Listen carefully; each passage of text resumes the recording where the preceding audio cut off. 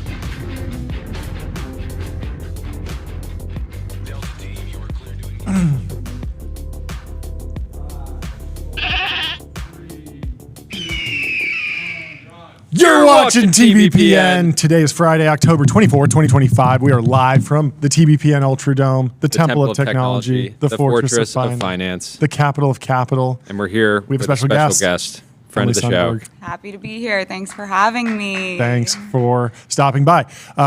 We wanted to have you on the show for a few reasons. We are going to run through the mansion section and get your opinion on whether these homes are worth passing up or an absolute steal at something like $50 million. So we'll be going through that in a minute. Great. We also wanted to hear from you what's new in Feed Me World. Do you have any scoops for us? Do you have any breaking news? Do you have any exclusives? We invited you here. Scoop we want some news. Well, I've been in LA for a few days, and I got some local LA news from some of my readers because I did a pop-up for a few days to sell these new hats, which LA readers got first. Some of the people that came by had TBPN merch, which was cool. There we go. They're fans, so Great. it's good to have crossover. What news do we have? I'm hiring an intern, which you guys are saying not to say intern. Breaking news. You heard it here first. That's why you come to us for scoops like this. This has never been shared. She did not post about this, No. included in the newsletter. Or It's anything not like that. breaking news until TBPN That's covers right. it. That's what right. we say. That's right. What else can I say? Feed Me's first podcast is going live in 2 weeks. We Okay. had to push back the live date. Yeah. But And wait, run through the thesis of the podcast. I thought it was good. it's like it's a restaurant podcast. It's hosted by my restaurant critic. I think it'll be fun. We have this idea that there's sort of a white space in Yep. kind of. Wait, you guys don't curse, or you do? We don't curse. But you're welcome to. You're welcome if you to. feel like that is. I'm not the right- going If you want to I'm be gonna stick the to the first rules. person to say a swear Right. word on our show. Yeah, it's sort of everybody likes restaurants. Yes. And anybody can talk about restaurants. So we have some interesting people coming on to talk about restaurants with our Okay. restaurant critic, which will be a blast. That'll go live in 2 weeks. Thanks Substack for supporting that. Yep. Some other things might come up. That'd be fun. For the next few minutes. Yeah, I like that it wasn't just like the Feed Me show. That was intentional, Yeah. right? Because Yeah. that would be the logical thing. Is just like To do like Emily's show. exactly. Yeah. And it could Feed just Me be would kind of Emily. be a good name for a restaurant. I know. I know. That is hilarious. I was talking to somebody the other day, and Wait, do he you have a was different like, brand for it? It's called Expense Account. Okay. Which is the same name as the restaurant column. that Is we've been Ramp doing with them. sponsoring it? They need to. They should. I'm having some. Because they're difficulty- sponsoring us, ramp.com. Time is money, save both. We Easy love use corporate Ramp. cards, bill pay, accounting, and a whole lot more, all in one place. Yeah, they should. Where is my single, by the way? Is it over here? Which one am I on? I'm on this one. There we go. Okay, now I found my single. Perfect. Thank you. Oh, Sorry. some people read my Substack who watch this. That's so good. Yes. That's so great. Only David Senra can curse on the show. You're keeping That's true. it clean. Okay. Well, we are about to understand the landscape of the restaurant world thanks to your new podcast. Yeah, it's gonna be great. Which is called Expense Account. Expense Account. Account. But the real reason that we wanted to have you on the show was to help us understand the media landscape. There's been a lot of debate, There's right? been a lot of debate. There's been a lot of talk. You There's have Paramount Skydance. Yep. You have the Free Press Yep. starting a conversation. You have Media people like to talk about media. Yeah. So today we're going to talk about media. Also, I think people have just simplified things way too much. They try and Yeah. break it down into a binary. Are you legacy media or new media, right? Right. You legacy media or new media. We all know it's way more complicated than that. And people like to say if you can't explain something in simple terms, you don't understand it. Yes. But that doesn't apply here. Today we will do it. So we are going to break it down. We have a sort of market map. Yeah, sort of market map. I'm going to kind of walk us through a little bit of it, get feedback from Emily and Jordy and Tyler. And if we get anything wrong, take it up with Tyler because Yep. he's the one that He created this. made this graphic. So if there are any errors on it, you know where to go. We have to start with the mainstream media. What is the mainstream media? Arguably the What best. is- I think it's the best stream. Because if you were to pick a stream to do media in, would you want to be in the main one or some alternative one? You want to be in the mainstream. Ideally, I think everyone is on the march to become the mainstream media. Yes. But mainstream media is broken down into several subsections. You have the legacy media and the traditional media. And why don't you explain the difference? Because Okay. a lot of people would say they're the same thing, but A lot of it comes down to the aesthetics. The aesthetics of you're seeing serif fonts, the New York Times, the Washington Post. When you go over to Fox News, BBC, CNN, you're getting something that feels like it is fighting for its life. It looks like because TV. It looks like TV. It looks like TV. I need a little bit more on my. Oh, my lab is really doing a number. There we go. Okay. Is that better? Can you guys hear me okay? I got really caught up on this is your Sam Hyde bit. Sam Hyde's TED Talk. Yeah. If you know, you know. Okay, so there is a continuum of, there's a gradient that exists between legacy and traditional. CNBC right in the middle, you have Forbes, you have the Financial Times, and you can kind of tell that as you get towards Business Insider, CNN, you're more in the legacy world. You're kind of in the danger zone. You're in the danger zone. David Ellison might be kind of licking his chops. Yep. Saying, oh, maybe I'll take you over at some point. Yep. David Ellison, he's not going to make a play for the Wall Street Journal, for the Washington Post, for the New York And Times. part of These are traditional media outlets. means that you can actually get it via newspaper, right? Or Yes, that is key. So that's a factor. a lot of people will put the split divide of like your new media if you have a blog. Right. Or your legacy media if you print it out.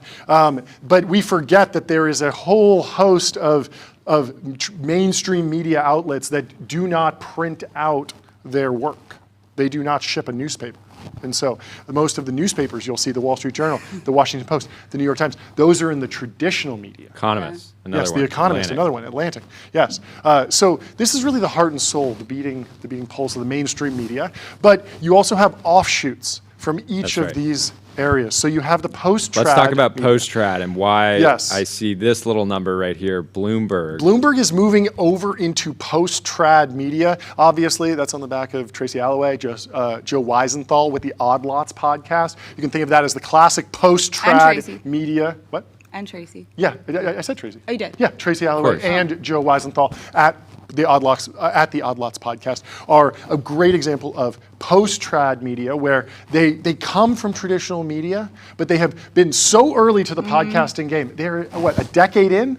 Isn't it a decade? think so. Yeah. They're a decade into that, and so they And jumped on Bloomberg was podcast really an early. experiment, from Yes. Michael Bloomberg to what if I could just be the news? What if I Yeah. could create the news? Yes, and so Maybe some frustrations with traditional media and, saying, why not me, right? Yes, and so you can see him like he's slightly less traditional than the New York Times, but still, Kind of in that, squarely in that post-trad region.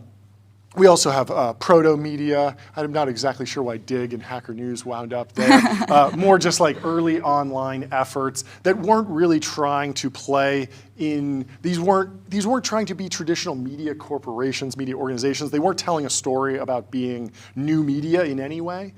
They were sort of the proto. But you could almost put Reddit here. We're missing Reddit in some Yes, ways, but yes, Reddit yes. was trying to be the front page of the internet Yeah, to kind of yeah. curate Yeah. stories. Yeah, I mean, you could probably go all the way up here and add social media and TikTok and stuff, but we want to stay on the media outlets, the folks who really proclaim that they are the media, right? And so over here we have the post-legacy media, and this is a crew of former legacy media folks who have now ventured out jump. into Substack and YouTube. Substack and Substack. Would you and Substack. argue that a few years ago, Barry, like the Free Press, would have been there too, and they Post-legacy? sort of moved? Well, I think Barry's way down. If I remember correctly, she's in more of the legacy She's new in the media. legacy so she new was new media. Yes. But So now the- she's in the legacy new media bucket. So if you're wait, what are these guys? Post legacy. So post legacy is where you were up until recently, like in A part the of the 2020s. legacy or traditional media. If you worked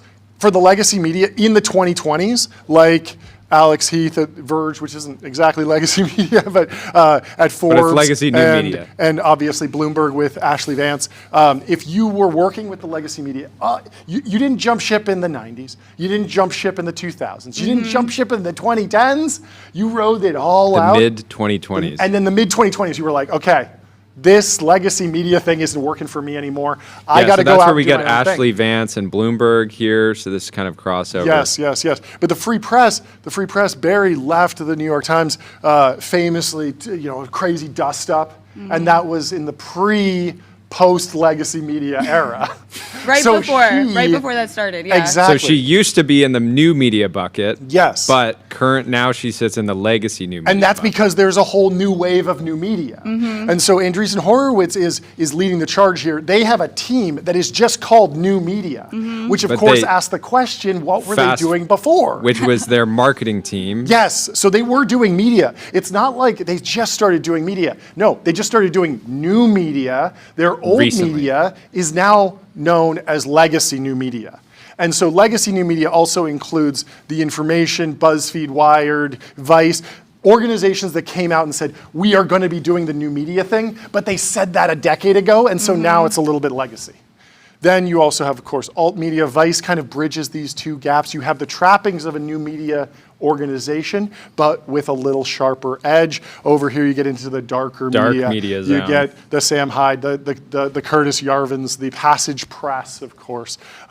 We still haven't figured out where Feed Me goes. Well, will we'll do that at the have to do end. this at the end, but we can move over to Neo-alt. alt media. You have the Adam Friedlands. Yes. So you still have some of the edginess, some of the rebel spirit of your Vice magazines, your Red Scares, but obviously newer products, newer media products Yeah. launched more recently. Then you also have new media with the NU. That, of course, is media that covers new metal. So anyone who's, if you're writing a blog about Limp Bizkit or POD or Slipknot, That or obviously Korn, goes in the new media so if category. you were to build the kind of like the Free Press for Korn fans, you would go in new media, NU, not NEW media. And of course, we have to talk about the post-corporate media Yes. category. Chapo Trap House, obviously fitting in there. It's a very funny choice to put that there, but obviously anti-corporate. Sometimes socialist, sometimes communist, sometimes left-wing, but distinctly anti-corporate. You're not going to run a lot of ads on a post-corporate media property. Then But have you the- might curse some people. Oh, You might yes, hire yes, some yes, people that's on Which it. is, yeah. That's possible. Now we do have the post-neo media. So as you think traditional media, legacy media, regular media, new media, neo media is the newest. Neo-trad, which we'll get to in a little. Post-neo media, you can think of it as the most accelerated, the most aggressive, the final, the most cutting-edge media properties that are out there. We have Martin Shkreli. He just turns on a live stream. It doesn't. He goes feel for like a hours and media hours and company. hours and hours. It's not a media company. It's not a TV show. It's And he's moving. stream. He's moving markets, right? Exactly. Then you have I Show Speed, Mr. Beast, other examples of post-neo media creators. You, of course, have had the expert media sphere Yeah. with So Andrew of Huberman, course, Lex Friedman, Joe AI Rogan. expert, Joe Rogan, UFO expert, Yes, and yes, then yes. Andrew Huberman, of course. And friend then of we have show, the and- neo-factual media, more of the analysts focused on the actual truth, one of the really the only truth-seeking organizations on the map in general. Where are we? Let's move over zoom out. to, so traditional media, we know, traditional media, you're printing things out, you're making traditional content, you're instantiating your ideas in traditional ways, and the neo-trads are doing this in a new way. And so This is new media Yes. that cosplays as traditional media. Exactly. So that's TBPN, right? It has some of the aesthetics of an ESPN. Yes. But it looks and feels. Good job, guys. Thank you. Thank you to the production team. I'm glad you guys like the show. Yes. That's good. And so Colossus is another good example here. They're obviously if you look on this Yes. map, what is Colossus? There was debate last week, right? Yes. This is part of what started the debate. What is Colossus? Are they writing profiles? Is this journalism? And we just immediately thought this is obviously, neo-trad media. There's no other way to look at it. Yes. This is traditional print media reborn for the modern era. Yes, and specifically, you wind up getting a lot of attention in neo-trad media from the old media, from the mainstream media, from the legacy media, because you are wearing traditional media clothing. So Arena magazine, it's a Kind of physically sitting printed out squarely magazine. between post-trad and neo-trad. And so if you are the editor of Forbes or Fortune magazine has done a cover story on Josh Kushner. Colossus magazine just did a cover story on Josh Kushner, and they printed it out, and it's a physical magazine, and so it feels much more like a direct attack and a comparable product, as opposed to if Colossus was just a Substack, the editor of Forbes, the editor of Fortune, they would be able to say, well, that's just a Substack. What makes us special is we print ours out and mail it. Would you to ever do a daily print newspaper? Daily print? I don't think so, but I would do weekly. Daily print, there's so many hands involved and like material. No, and but getting if it you to just places. geofence it to New York, Manhattan, you could have little people in Feed Me outfits. running Yeah, or I around. guess the other thing people do, I don't know if you guys remember this paper during COVID called The Drunken Canal, which was like a downtown gossip paper that they put in the newspaper stand boxes That's around right. the city. But that was maybe 4 times a year or something. But that was really fun because you couldn't really find the content online. It created some tension around What discovery. were they going to publish? Yeah. So then we have Yeah. neo-corporate media. These are like obviously from a corporation that does something that's not media. You have the AWS Developer Tools blog. Let's give it up for them. Some of the greatest content. You have the OpenAI podcast, Cheeky Pint, which sort of dresses up as neo-trad in many ways, but also is fully owned and operated by Stripe, a corporation. Then you have the neo-conglomerate media. This is whatever David Ellison is working on, we believe. David and But Larry. I David want and you Larry. to take me we through. forgot we could have added UFC as part of Yeah. this new neo-conglomerate. You But can then we update it. also That's have the something- East you can Coast. always update it. Yeah, the East Coast Underground. You'll have to explain everything in this section. Yeah, we weren't familiar with we're this. familiar What's going with- on? You guys know New York Magazine. Come on. Well, yeah, from the Andrew Huberman Is hit that piece. is that the New Yorker magazine? No. Is that the New York Times magazine? No. Is that the New Yorker's New York magazine? New Yorker York is part of Poster? Condé Nast. Okay. Okay. New York Times Magazine is part of, The New York Times. correct? And New York Magazine is something else. Who's it owned by? And is it supported by like the city? It's under The Vox. Wait, well, they Vox should owns it now. nationalize it. Mamdani, let's do it. Yeah, New I mean York that's a needs a big one. magazine. You guys should probably know about that one. I feel like I love New York Magazine because to come out with a magazine, like the New York Times already has a magazine, and the New Yorker has a magazine, and you're just like, you know what? New York needed a magazine. That's something that we would say. the best one. That's the one where I worked. Yes. It does seem cool, and I feel like when you see a New York Mag profile, it is great. Oh my God, it's great. Yeah. It's They have their great. own special flavor that's not quite the New Yorker. It's not quite the New York Times Magazine. Right. It's Cut the New their York. own. It's New York It's Magazine. New York Mag. Yeah. NY Mag. Okay, so why are these so underground? You guys have never Why heard. do- Okay, you've heard of Puck because you've been on Dylan's podcast. Yes. But Tyler, our intern, has not heard of Puck. Okay. And he's heard of all of these other You haven't heard of outlets. Hellgate. You wouldn't know about. That's more of like a New York left-leaning. Tyler, do you know politics. Semaphore? No, Okay. Do you know Yeah. Status? no. Status was started by Oliver Darcy, and he came from CNN, I believe. So Darcy. like we should move him maybe over there. But Okay, something that's may- interesting that's happening is some people are logos and some people are faces. Yeah. Like you guys chose to put TBPN as your logo, Yeah. and I'm curious. I'm happy that Feed Me is not my face and it's my Okay. logo. We want the brand to grow. But Feed Me is starting to become more of a platform. Platform company. Bingo. Yeah. I would Thank put God. you. Yeah. Where I we think- left off Punch Bowl.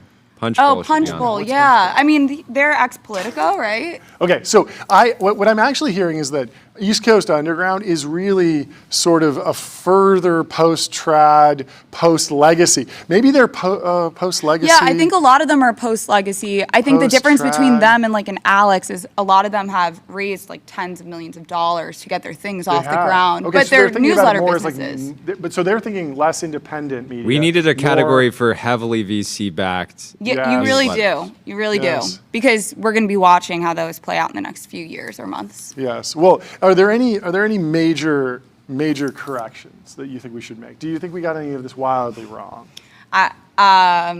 No, I mean, it's really interesting that you guys, the East Coast Underground thing, because those are the publications Yes. that people are like wringing their hands. Is that like going Sure. crazy Hand over wringing. in New York City? Sure.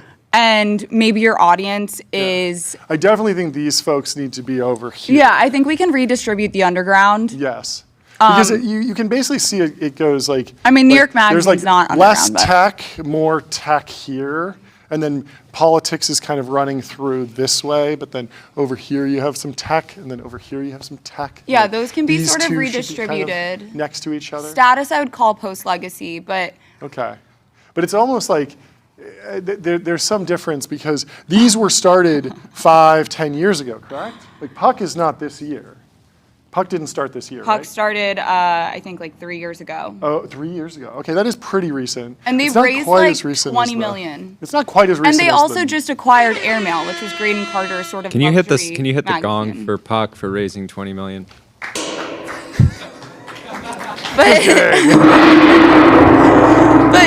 But the big story with Puck right now is that they just acquired Airmail. Okay. What's they're- Airmail? Who's that? Graydon Carter, Yeah. the great editor of Vanity Fair. Okay. There we go. So he's Do you more. know- he was. do you know was- about was that? Airmail in the post-legacy media. Airmail is something else. I mean, it still is. It's still in existence, but Yeah. it's sort of like you go. It's very luxury. So it's like this is what happened in this resort in Sweden. This is like the crazy 1,000-word story about it, and every sort of 20 words there's a big Hermes ad. So it's like Amazing. yeah, but it's Let's they have give it paid up for Hermes. subscribers. Zach Meyer in the chat says, "I think this needs to be 3-dimensional to better illustrate the Yeah. relationships." I agree. Okay, well, that concludes. Well, our I'm glad we could bloodstream clear board. up the media landscape because there's been so much debate lately, and sometimes you need to, expand in order to really help. I mean, we were joking about this being completely schizo, but I think didn't we have have something. Barstool. Yeah, we got to add Barstool. Okay, let's make some notes. We'll do a V2 before Yeah. we release the next iteration, but we'll get something there. Let's go through the mansion section. I want some advice on what is a buy, what is a sell. Before we do, let me tell you about Restream.com. One live stream, 30 plus destinations, multi-stream to reach your audience wherever they are. You said that you were interested to talk about Carl Icahn's NYC penthouse. Is that correct? Are you familiar with about the this? Carl Icahn pasta at No. the restaurant? I think it's like 2 blocks from his house. Oh, yeah. There's this restaurant called, I think it's called Il Tonello. It's an Italian restaurant, and they have like a $20 Carl Icahn pasta. I looked this up recently. Only 20. Yeah, because it's not exciting. It's like it's like a very simple pasta, but he ordered But, it a I guess lot. that's So I cool. think one of the things, if you buy there, you can sort of like always take friends to that place and sort of get into, well, you know who used to own my apartment? Who? Carl Icahn. Like No you way. can do that every time. Oh, if you live there, yeah. Yeah. Okay. That's, neighborhood. You can have maybe rename the pasta if you move there, Icahn has also entertained numerous corporate giants at the apartment, including computer titan Michael Dell, Apple CEO Tim Cook, Netflix co-founder Reed Hastings. How would big is extend. He was hanging out with Dell. It was pretty fun. It's a $23 million property. Let me see. How many square feet? People are liking the lifestyle news. You guys should talk about restaurants more. We should. The apartment has no views business around the talking about city, restaurants. including Central Park. A dramatic double-height foyer, has a circle staircase. 250 units. I'm not sure how big this is. Oh, okay. It is 14,000 square feet. and it's a combination. Why is that? Why is that sad? That's huge for Manhattan. That's massive. 14,000 square feet is the combination of 3 apartments that were purchased over 40 years, and so he slowly built this like larger It's on and 56th larger. or 53rd. Does that make a difference? Well, Is that material? Like, would you know Manhattan that well to know? I would hope so. I would hope you know it that well. I know it that well. I don't know the difference. So it is on the apartment atop Museum Tower on Manhattan's West 53rd Street, spans the 51st and 52nd floors. It has 14,000 That's a square buy. feet. You think that's a buy? Buy. Yeah. Got a buy 23. rating. So Carl Icahn Market clearing has order said, inbound. The billionaire is unsure why his beautiful apartment on West 53rd Street hasn't found a buyer yet. You think you agree with that take? It doesn't make sense. Somebody needs to step up. Yeah. For Somebody 23. will step up after this It's a story, you steal. know. Okay, so you could get 153rd Street, 14,000 square foot apartment, or you I like could that get. they say in the story that I mean, he's, so like, here's the confused thing. by So when we'll buy he it. had a Hindenburg research report On him? on his apartment? empire, on his empire, and so I think. And Puck has an article here. I just searched Carl Icahn fall off, this is- and Puck that's- pulls up Fall off. Carl Icahn on how to lose 20 billion. So I think people don't want to buy the apartment because bad luck. they're worried about negative aura. But you call a priest, you get some sage, you just sort Sage of, it up. Okay, That's okay. every apartment in New York. So for 23 million, it's fixable. You can make Mm-hmm. it work. Okay, what about this Del Mar beach house for $50 million? This one was actually sold. I can hold it up here. A beachfront compound with a ping pong pavilion. Are you pro ping pong? Sure, yeah. Rank Ping pong these kind of fell off. Rank these paddle sports: ping pong, padel. What's the other one called? I don't like Pickleball. sports that were invented in the last 10 pickleball, and then years. tennis. Yeah, tennis is rank top. those 4. Tennis is the top. Yeah. And then ping pong. Yeah. And then Padel. Padel. And And what's the other pickleball. one? And then pickleball's at the bottom. Yes. Pickleball, it just has a terrible name. I brand. know. Like the word doesn't sound good. Oh, here's the picture of the house. So 50 million. It has 6,000 square feet, 7 bedrooms. How would you rank this? I will keep giving you extra Where is information. Del Mar? Basically, Del Mar Mar's is in in San San Diego Diego. County. It is. That's really probably not the my most- kind of place, but No? yeah, what's It's pulling kind of the people to Hamptons live of there? Los It's Angeles. kind of a brutal view. Don't from say the- that. It's kind of It's a brutal. Look how it's like brutal. a better the- Hamptons. Don't say that. Like if someone was like from first principles, let's just make the Hamptons better, they would come up with Del Mar. But look how brutal the view is from the pool. You're I not don't think getting this was anything. the best photo they could have ran. You see the beach. Yeah. This Yeah. is an Oh, odd yeah. I photo. can see the beach behind the staircase and like through this little sliver. Oh, so are you an infinity pool guy? You want the of pool course. straight out to the Of ocean? course. Okay. The seller is a limited liability company tied to Sandra Nafsker, whose family has been major cattle ranchers over a century in Arizona, California, and Oregon. Land family. maxing. Land maxing. Land We're is the big into most land. underrated asset. Completed last year, the oceanfront compound first came on the market for $75 million. But the price has been reduced. It finally sold for $50 million.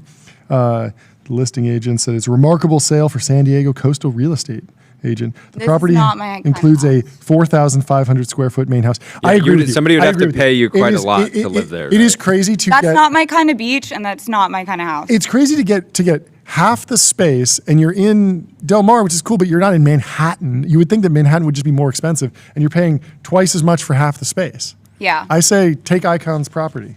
That makes no sense to me. What else? What we about got? what about Hawaii? What's your take on Hawaii?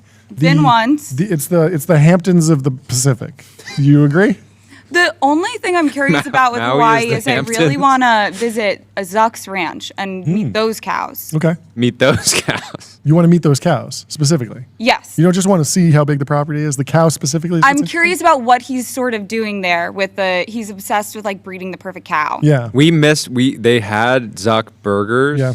at the MetaConnect event that we were live from, and You we didn't missed. have one? We just got really busy podcasting. It's basically impossible to eat while you're streaming because you have to talk on the But microphone. none of them could have put one Did you aside. guys have any? Yeah. No one had any. Wow, missed opportunity. Missed opportunity. So Catherine Conrad spent a decade perfecting the gardens at her Honolulu home overlooking the ocean. The estate has granite pathways that wind around a Carrara marble fountain. I don't know what that is, actually. An antique pergola cost about $40,000. Her favorite view of the garden is at night when the cypress monkey pod and flowering Tacoma trees are illuminated. She's trying to pitch the monkey pod as a feature, but it Yeah. sounds like a bug. Yeah. You have a monkey pod. I guess that's like it's like a cat tree Hard for to a get people to monkey. visit you in Hawaii too. Like True. you have to The time zone is so brutal. It is. Yeah, or you mean, it's have painful. neighbors you love maybe, or you meet new friends. But if you're buying in California or New York, someone's always going to be in town. Totally, to swing by. totally. I also feel like as for the celebrities out there, it really puts a target on your back when every time there's been like a natural disaster, it's like, the Rock Because you didn't took all let. our water. Yeah. Well, but there was the tsunami warning last year, and they were getting really canceled for that, and then Canceled for the tsunami. and then the fire. Well, no, because apparently they had like private roads that everyday citizens were backed up in traffic trying to escape the tsunami, and they were not inclined to open their Yeah, private it's always roads. going to be so- more controversial to buy in Hawaii. Yeah. Okay, so Avoid. 0.8 of an acre. It was the first lot was bought for $7.55 million, then $4 million for the adjacent parcel. So you put two properties together, around $11 million in land value, then $12 million in renovation. They're asking 34. It's a 4-bedroom, 5,200 square foot house, ocean views. It also has a Pilates studio. Is that a feature for you? I like to leave my house for Pilates. You want to leave your house for Pilates. So at 34 million, are you buying or are you selling? No, You're not buying. You're passing. passing. What about this house in Puerto Rico? I haven't been to Puerto Rico in a very long time. Before we move on, we got to do another ad. Do you have the ads list? I don't have it today. Let me pull it up. Here we go. Sorry. Privy, wallet infrastructure for There we every go. bank. Privy helps Good work, makes it easy to build on crypto rails, securely spin up white label wallets, And the crowd sign goes transactions, and integrate on-chain infrastructure all through one simple API. So, yes, Puerto Rico was very much a thing Ooh, during all these bunk 2020. beds. 2021. Whoa, that is crazy. See, they're saying, come hang out. I have a friend Come who, through. yes, they want people to come visit. I have a friend who would refer to that as a gulag. Yeah. Because you get all your boys to come and visit and hang out, and they all sleep in Surf. bunk beds. But Yeah. you really could sleep 12 people there or something. So this mansion has Is this in that- 17,000 square feet, 8 bedrooms, a basketball court, a pool. It is for sale for $65 million. Is it in that zone? I don't know if it's the Four Seasons or there's another hotel company that has effectively set up a mini city in Puerto Rico. You know about this?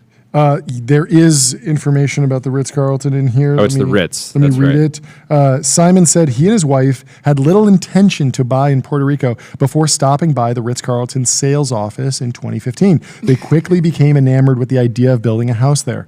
Buying a 1-acre parcel of land on one of the community's golf courses, the parcel overlooks the ocean. It was completely impulsive. There were a few false starts. The Phallics better got the pool keys setup. to the new home in 2017, just before Hurricane Maria hit, closing down the resort community and resulting in minor damage, water damage to the home. Soon after the community recovered, COVID hit.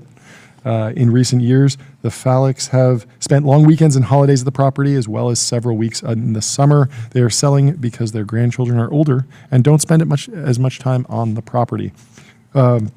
Puerto Rico's luxury housing market has boomed in recent years thanks to tax incentives and the rise of remote work. It's become very attractive. They undid a lot of those incentives, or there's some You people had that to are have been grandfathered there. in, but now they're just sort of trapped in the Caribbean. Yes. Yeah. And so this is a lot in the Dorado Beach, Yeah, Dorado. That's which the is a complex. Ritz-Carlton Reserve resort. $65 million. Buy or pass?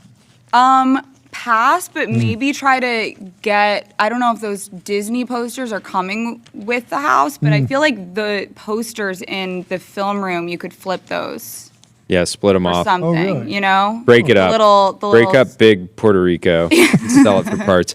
We gotta talk about JP Morgan's new headquarters. Okay. Michael Dell shared it. I have a post pulled up here. Oh, yes. This is peak performance. And I wanted to get your reaction to this setup. Can we pull up this post in the timeline?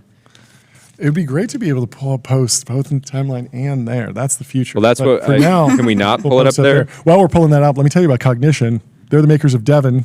Devin is the AI software engineer. Crush your backlog with your personal AI engineering team. All right, pull up this post from Liquidity. And we'll put it on there. We don't need to put it on the back screen. We can actually just pull it on the. Yep. And while we're doing that, let me tell you about Figma.com. Think bigger, build faster. Figma helps design and development teams build great products together. You can get started for free. Did you see what else is going on here? Would you guys buy anywhere besides California? No. New York eventually. California has so much. I feel like I just want to grow the map of places I go that are driving distance. We're both excited Santa about Barbara. Yeah, the Montecito to Montecito, LA or LA Malibu is to great. LA. Marin No, is too a little far. But even Big Bear. So you just want to buy houses close to each Tahoe. other?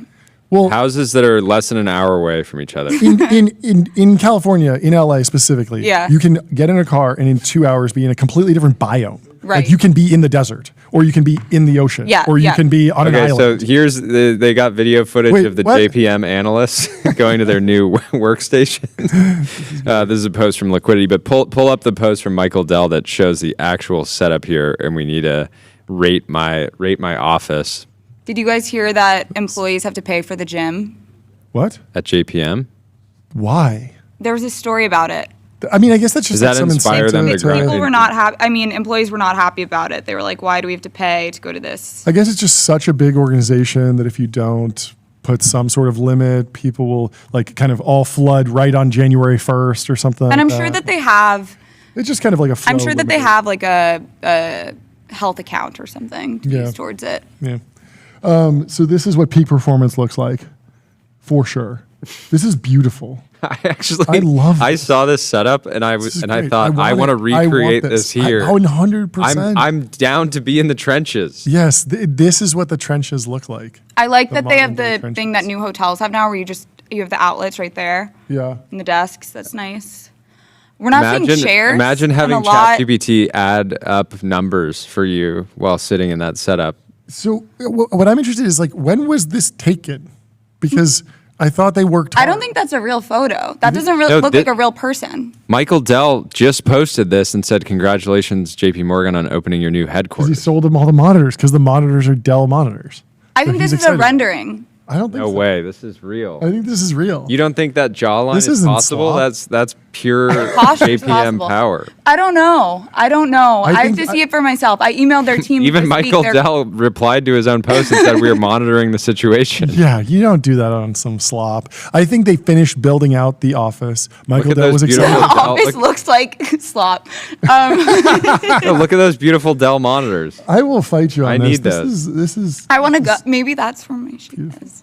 that is where you're shooting. This is the spot. We're a hop, skip, and a jump Yeah. from the people that will actually get this I done. need to go. I need to see it for myself. Yes, yes, yes.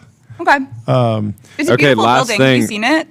What? Last thing Have you we seen the have to. building? No. It's beautiful. Oh, it's a whole new building, and it has crazy LED at the top, right? It has a crazy Yeah. light show. That's cool. There's rock. I'm down. There's a big story about the rocks that they brought into. Dwayne the Rock Johnson. We should bring him in. Have him do it. I feel like when you set up a new fortress of finance, you should have an inaugural lock-in, and you should bring in a Warren Buffett should come and lock in and type the first row in a spreadsheet and be like, yes, we've opened the office. Jamie Dimon himself has come and done and written the first cell of the spreadsheet, and now the office is open for business. It's like smashing a bottle of wine across a boat. I like Yeah. that. You need to christen a new office. Let's pull up this post from none other than the New York Post, which I don't think they made it on the media landscape, but mobsters ran rigged poker games at Kylie Jenner's Lux NYC pad while she still owned it. Apparently, Travis Scott also was on the owned a piece of it too. What's going on here? You think this all ties back into the to the whole? Isn't this part of the story that came out yesterday about? I just got an email from you 19 minutes ago. You're sitting right here. And it's crazy, right? It's crazy. Isn't this part of the story with the NBA gambling? I haven't been following this too Yeah, closely. the headline yesterday on the Times about the NBA coach gambling, there was in the headline it also mentioned mafia. So unless there's 2 mafia poker rings going on, which is totally possible in a city like New York, I think they're connected. And I wrote about it yesterday, and one of my readers emailed me. I'm not going to say who it was. Sure. But he was like, if you want to talk about this, I was there, or the game was held at gunpoint. What? If you want to talk about it. And I said, sure. And then he sent me the neighborhood. What is game held at gunpoint? Like someone's forcing you to play poker? Well, you guys don't play poker. Sometimes that happens. What do you mean that happens? Guns, drugs, But in what scenario? mafia.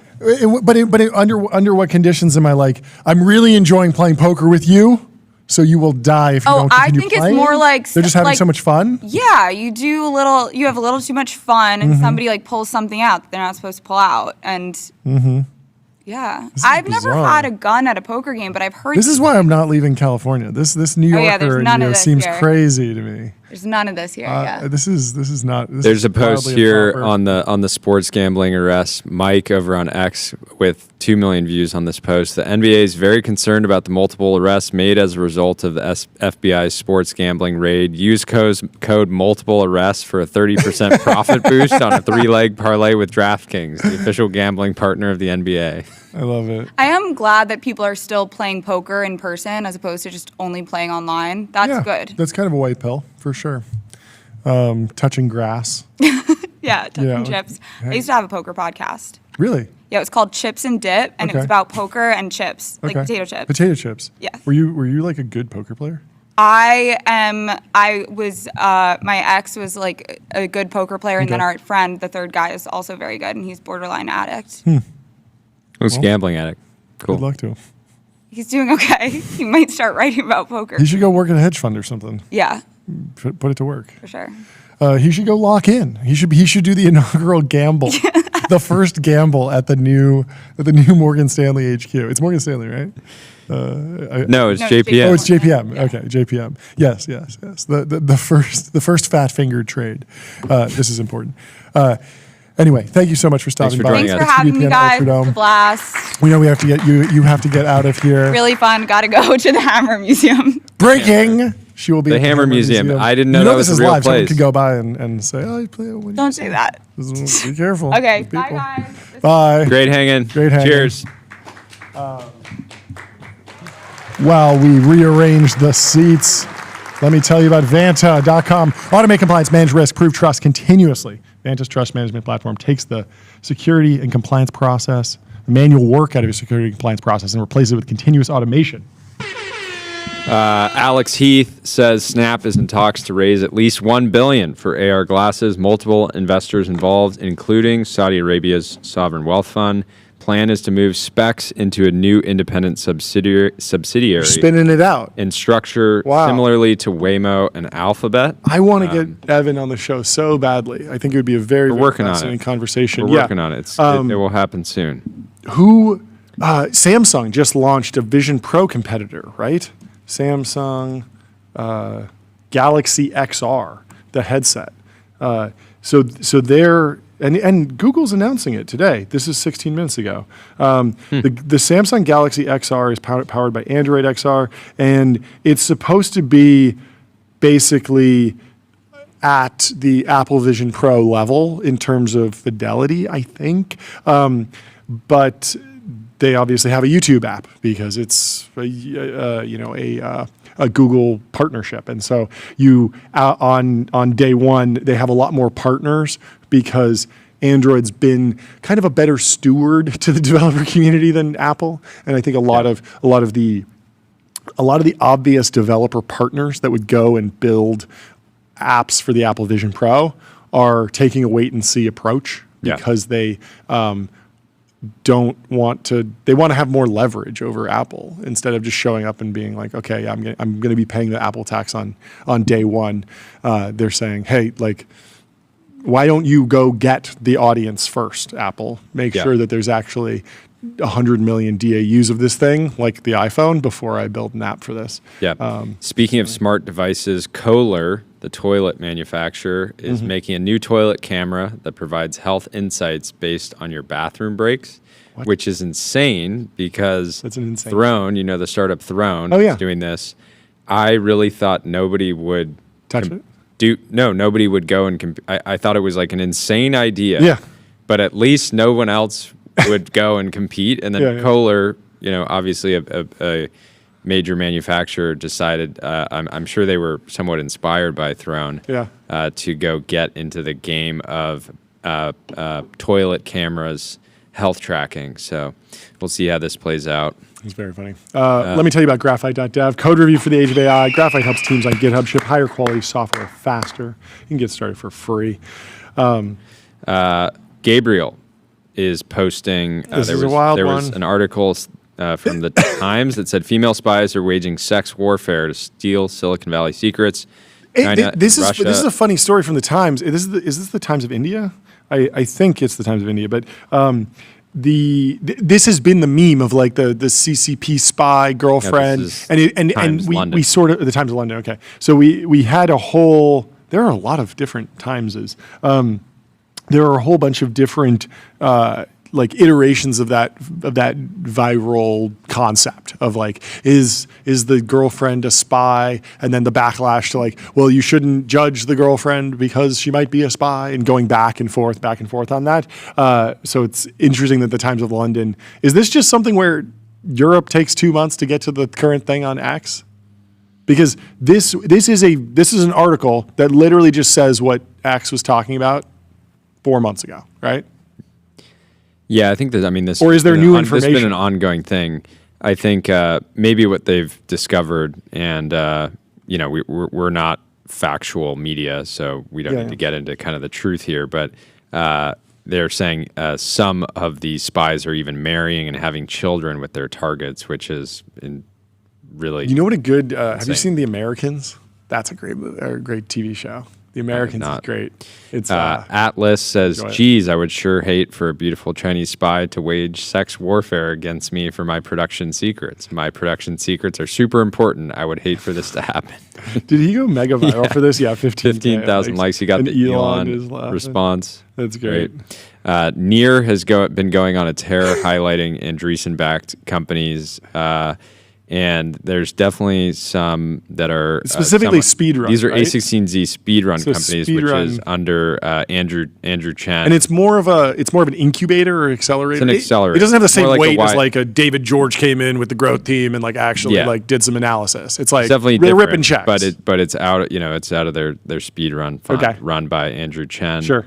So this one is Cheddar. It's the TikTok of sports wagering. Okay. Unlike other platforms, they allow players under 21 and in 46 states.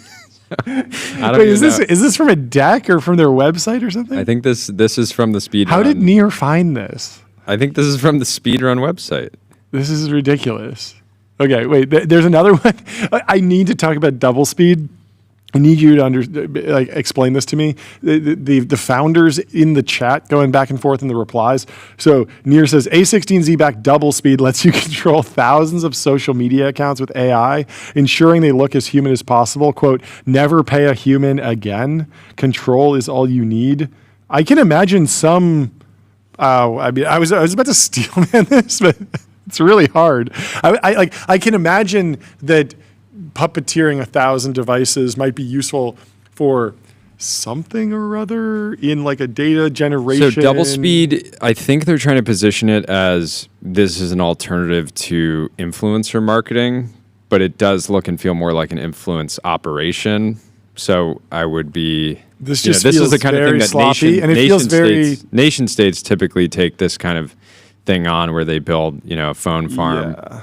This feels like bot farming. It feels other like one- very much against the terms and conditions. The other And one that was wait, wild- hold on. But like Near went through this whole flow where Near is just quoting them, which is interesting because Near's not really dunking here. Like Near's just saying A16Z back double speed lets you control thousands of social media accounts with AI, it's basically just the same as what's on their website copy. One of the founders or the employees automating attention at double speed, Zuhair Lakhani, chimes in and says, "Let me know when you sign up. We can help you grow your company, Oren." And Nir says, "It wants to charge me $5K before I try it. It seems." Zuhair says, "Sorry, we don't do free trials. Let me know if you have budget to allocate, and we'll get you onboarded." Day says you can do 2,000. Zuhair says, yes, join our Discord.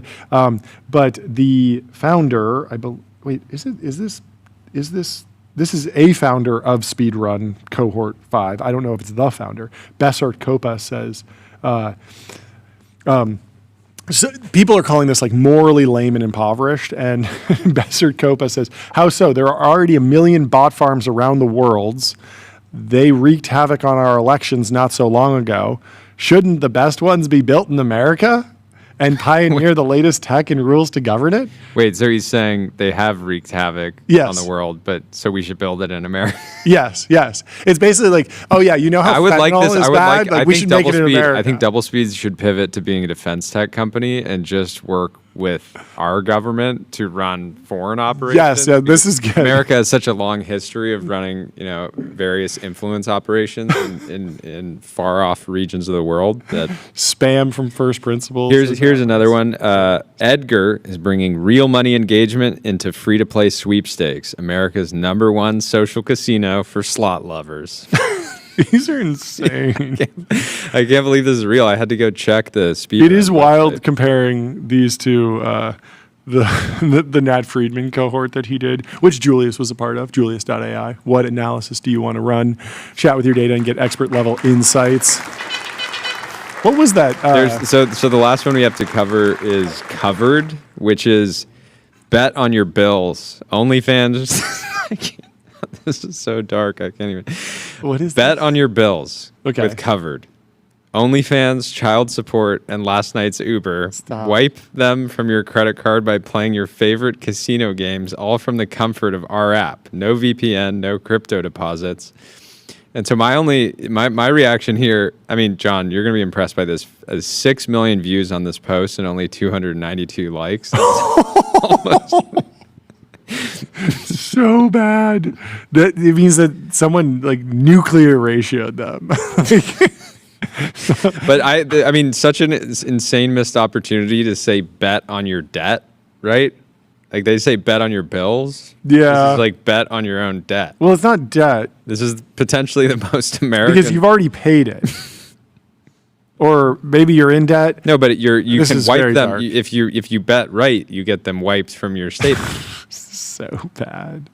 It's so funny that just a quote tweet that's from Hero 1,000 Faces that just says societal breakdown gets more likes with 30,000 views. Like the like ratio is insane on this. Wow. Trey says, "This is incredible. Double your bills or nothing." What's funny is like there was a guy who was a really cool, like kind of funny designer who was designing stuff like this, little modals, and one of them was Apple Pay with a double or nothing button. And people were like, "Oh, this is really funny," but like to see it actually productized is like, oh, like we were joking about that. Like, yeah, the interesting thing is, a lot of these kinds of ideas, kinds of apps, end up being massive businesses, but you don't typically see, venture funds backing them. They typically bootstrap. But this is one of the challenges of scaling a venture platform, right? Sure. It's like there's tons of partners at Andreessen that probably would have passed on these deals, but individual partners have autonomy and they can do what they want. So. Well. Stick to the infrastructure, baby. Go to Turbo Puffer. Search every byte. Serverless vector and full text search. Built from first principles on object storage. Fast, 10x cheaper, extremely scalable. Did you see this? A gummy bear, Basil says a gummy bear company casually dropping revolutionary battery technology for $25 on Amazon, the lightest ever of this capacity, and pretending nothing happened is one of the funniest things of all time. So this is Haribo. Yeah, I don't actually think this is Haribo. I think this is someone stealing the Haribo brand. Well, they may hopefully it's the gummy bear company. So yeah, people are immediately wondering like, is this real? Is this actually the best power storage per dollar possible or per weight. And so Michael went ahead and bought one. And here's his findings. He says its weight is 286 grams, just a little bit over what they claim. The capacity is 83 watt hours. The printed on the battery, it says capacity 20,000 milliamp hours, or 77 watt hours. So I'm measuring in excess of what is claimed. I think they're stating the voltage piece is what makes the battery capacity measurements nebulous, but watt hours don't have that issue, and I'm getting better than claimed. Minimum charging current of 0.5 of an amp, less than this battery pack turns itself off. Not able to recharge the battery via the built-in cable. That's weird. So overall, my conclusion is this battery is the real deal. It meets the claimed capacity and pretty much hits the weight spec. Wow. So maybe you got to go pick one of these up. Very, very funny post.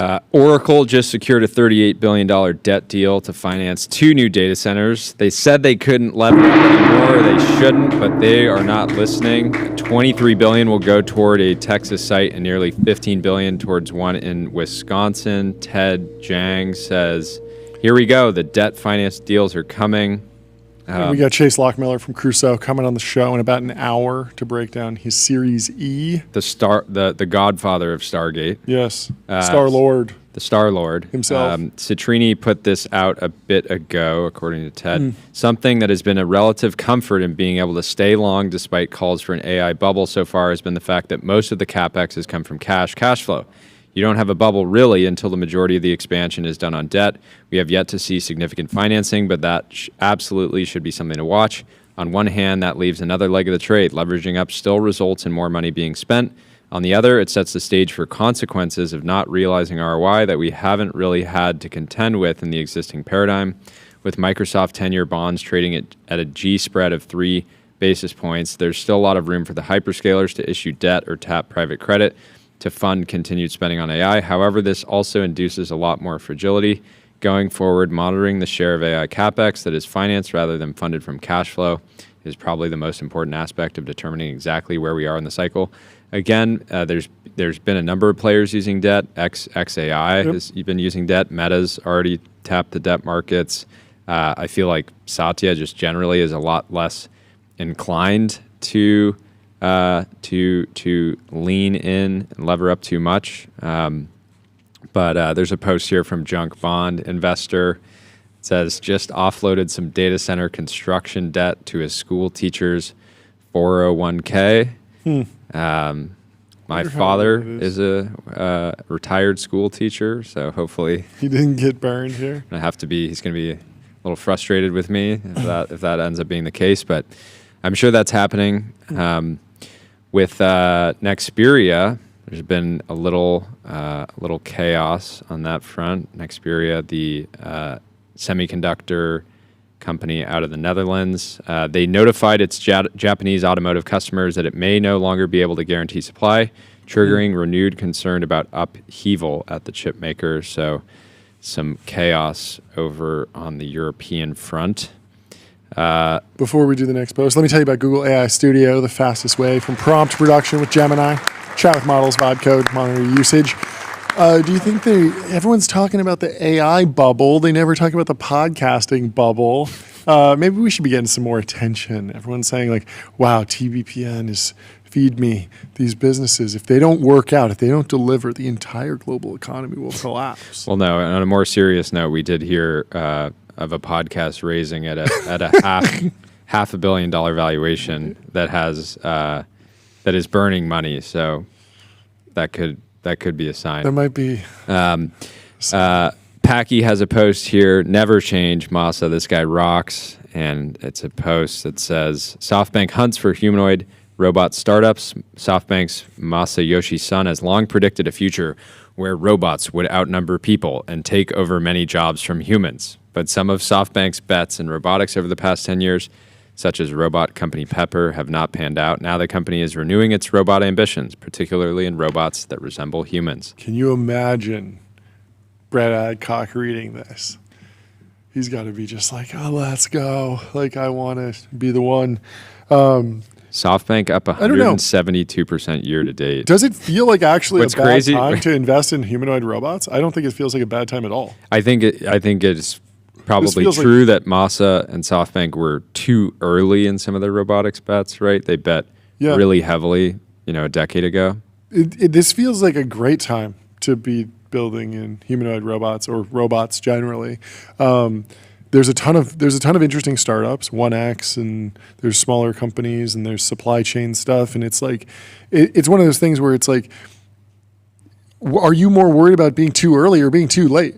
Probably too early on the humanoid robot side, because they're not quite getting deployed profitably. They're very much like research tools. They get bought by researchers, one-off stunts here and there. There isn't really there's no customer that's just like, oh yeah, they're buying these like every month. They're buying more and more and more because like they're actually seeing increasing returns to scale. Yeah, there was that story last week about Tesla buying actuators from a Chinese firm, right? Yeah. It was like a $675 million order, which to me signaled that's the kind of move you make if you're actually trying to get Scale. things into production Fast. like in real time. Yeah. Or at least have product that people can order. Yeah. My theory was that if they felt like they had more time, they might have done them themselves, right? Well, our first guest of the show is in the Restream waiting room. Let me tell you about Profound. Get your brand mentioned in ChatGPT. Reach millions of consumers who are using AI to discover new products and brands. Be like MongoDB, Indeed, DocuSign, Ramp. Yeah. We have Sagar and Jetty from Breaking Points. Sagar, how are you? Oh, it's great to see you guys. Thank you for having me. Great Welcome. to see you. Finally. Only after a million text messages every morning back and forth on the AI apocalypse and political crises have we actually just put it together that we should just hang out on the stream. I really appreciate you taking the time. Thank you. Thank you. Give everyone like a quick shape of the actual flow of the content, like the proper funnel of your business. Sagar really some quick. credit. He kind of created neo-trad media, That's true. which is a new framework we're working on, which is new media that sort of embodies or kind of looks and feels like So your show looks like a proper TV show. You wear a suit, and so we call that neo-traditionalist media, neo-trad media, and we're firmly trying to do that. I love it, and I will say one of the only reasons I am here is because both of you are bringing suits back to the bums of Silicon Valley, and I know many of you are watching right now in your Lululemon or Vuori, and you don't look cool. You don't look better than John or Jordy or myself. You all are billionaires. Buy a suit. Stop. Just stop it. Stop it. That's great. I couldn't agree more. I think we're starting to have a small effect, but it's taking hold. A lot of people that visit the Ultradome wear suits. Okay. Well, I mean, I like pretty much.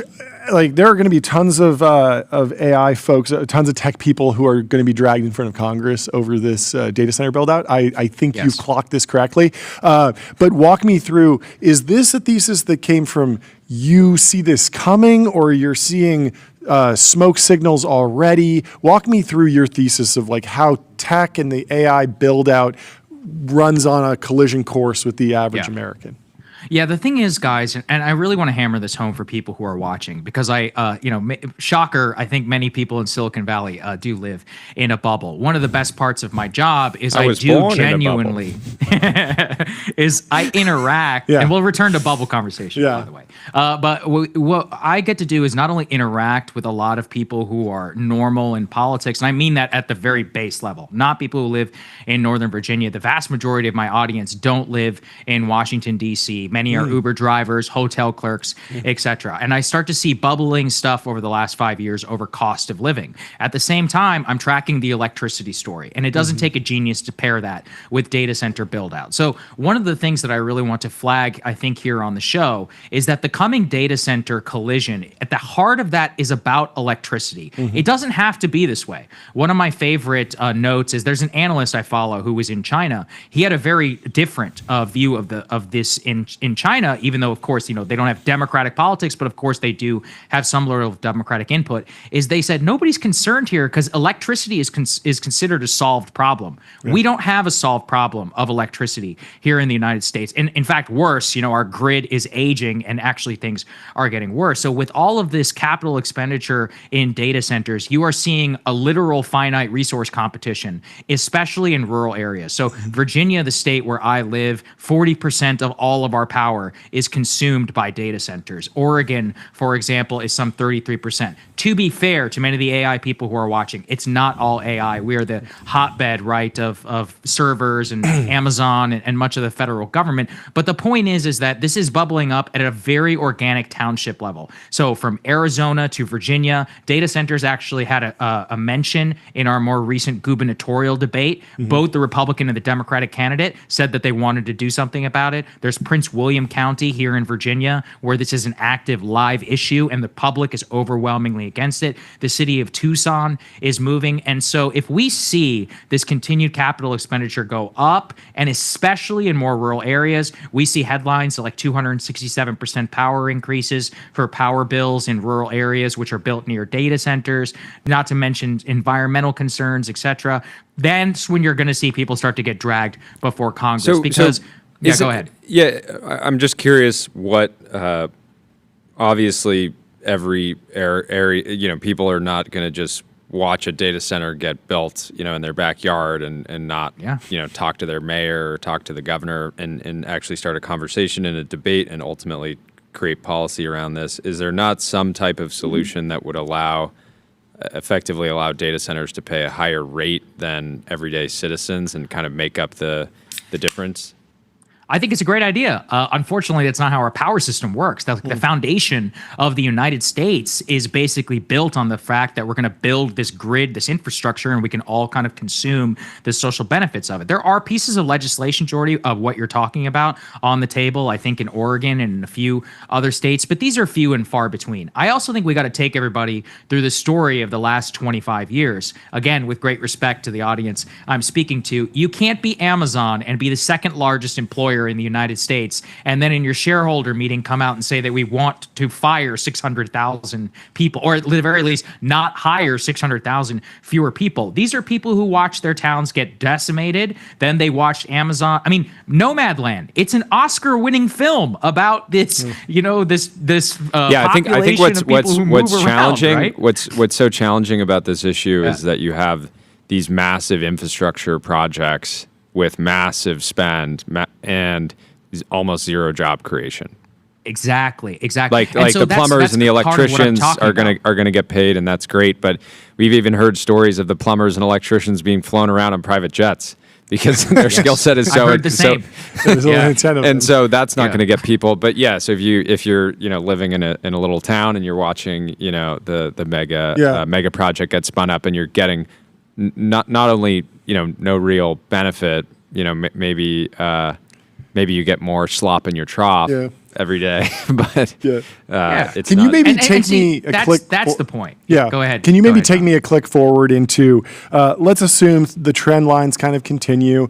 Electricity prices go up. There's more. It's more clearly attributable to data centers, et cetera, et cetera. Like, how do the different political coalitions reframe themselves around this issue? Like, I imagine that there's a right-wing version of tech backlash that looks one way. There's the abundance lib direction. There's going to be the actual socialist left, and maybe they just say like no AI at all. Right. So like, how do you see the different coalitions grappling with what the V2 of the messaging might be here?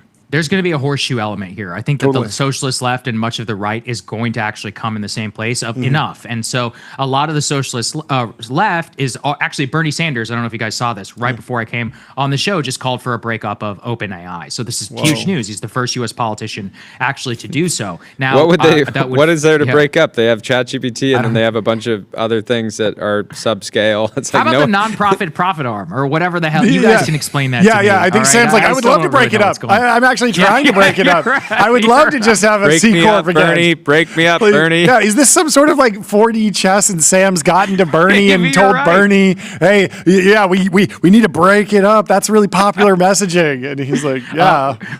Bernie's probably, he's picking from an old tool book, so Sure, we shouldn't sure, fault sure. him too much. He's But basically the just point saying, let's remains- pressure them. Let's Bingo. make sure we have Right. more regulation, right? Exactly, more regulation. On the right, I mean, Yeah. much of this is going to be about distrust of Sam and many of the tech guys Sure. themselves. I mean, when you have these people outwardly bragging about mass job loss, mass societal creation, there's a lot of us who are like, yeah, do I want this guy who's introducing AI porn to be the most powerful person in the world? I mean, Yeah, the don't challenge think is that so. the job loss, like vision, is so good for fundraising because I know. if Yeah. people are like, hey, maybe I don't have a job in 10 years. It's like, well, I want my money going into these companies, so at least I'll have a chance at escaping the permanent underclass.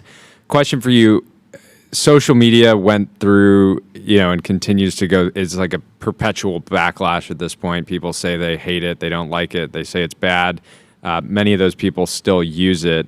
How do you think this AI development is different than that? In that a generation will just log off, or do you think it will be the same type of dynamic where people say they hate it, they're frustrated with the potential impacts of it, but they still line up? That's a very astute observation, and I think it's going to be somewhere in between. And so, actually, Jordy, this kind of gets to the point of what I reacted to. You put out a tweet about AGI and pornography, and what I reacted to that is I was like, yeah, AGI is not coming, guys. What's coming is porn. And what that means is the internet is just coming again. And so, I downloaded the ChatGPT browser. It's fine, it's fine. It's a browser. And so it's a browser that's going to serve me. Literally the ad read before I came in was about putting ads into ChatGPT. Wow, what a business model. Somebody should have invented it already. They did. It's called AdWords in 2003. So are we just competing for the exact same type of unit economics of screen time, of use, of pornography, of the very same things, which, as you said, Jordy, are making us miserable? Because that doesn't seem very cool to me. And it also doesn't necessarily justify, let's say, 80% gain of the entire S&P 500 over the last 2025. This is the stuff, actually, that I text John about literally every day when I'm like, a bubble is coming, a bubble is coming, a bubble is coming. I think the steel man of like the medium case, or I don't know how to put it, but it's like, if I told you, it's just like, well, yes, like AI is not AGI. You're not going to lose your job over it. It's not going to kill anyone, but it will help you do research better. It's better autocomplete. It's this nice tool that'll help clean things up. Better spell check. Better grammar check. Better fire it gambling off. odds. And a lot if you're like, better gambling odds. you're going to be a little bit more knowledgeable, a little bit more performant, a little bit more efficient, and it's going to cost. We're going to need to build some data centers, but we're not going to build so many data centers that we all lose our light and heating and AC. I think that's a reasonable abundance. I think that's where we're going to end up. That's where we should. The though, moment yeah. we are right Yeah. now is that when somebody sees an AI video of the one that went super viral a while back was like people on the roof of an apartment building, and it's a pool and the glass breaks and people flow off. Oh, And yeah. It's like that video and videos like it are not worth, for the average American, an extra $100 a month, an extra $1,000 a year added to their electrical bill, right? And so You're that's exactly what- right. And what we're that's the battling political with. dynamic. And that's why, John, I go, hey, all of that sounds great. Yeah. It's a little worrying to put my entire retirement portfolio based upon, Totally. a very different message. And when that's the reality of where we're going to end up, a little bit better Microsoft Teams is just really not the Anthropic vision which is being sold to me. Okay. I talked to a guy who works at Accenture. I said, how do you use AI?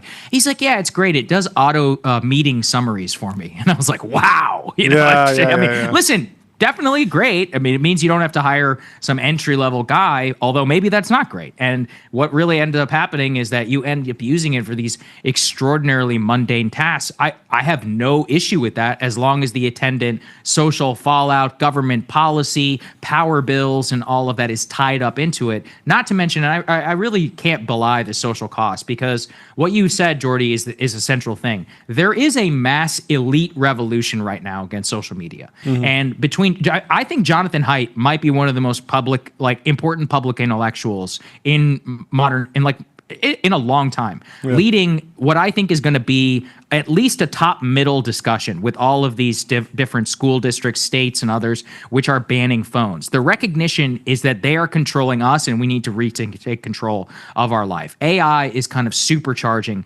that message. And if you talk to the vastly rich, which you do, and I've spoken to a few of them, how many of them really let unlimited screen time for their phones in the way that, the income of, let's say, people making less than 100,000 do for their children? It's just completely different. They're very aware of that dynamic, and that is permeating social culture at a way that I don't think people in tech are quite realizing. Do you think it always takes a generation of guinea pigs to understand where technology winds up? Because I grew up with the panic around video games and the idea that if you played Counter-Strike competitively at a very high level and became one of the greatest Counter-Strike players of 2003, you were definitely going to be crazy. Well, I did it. I was great at Counter-Strike. I wasn't maybe one of the best ever, but I was pretty good. And I don't have any violent impulses whatsoever. I was fine. I was not one shot by 360 no-scoping people. I became a productive member of society. And I feel like we came up with the ESRB, R, like teen-rated games, M-rated games. And we kind of figured out like where the line is.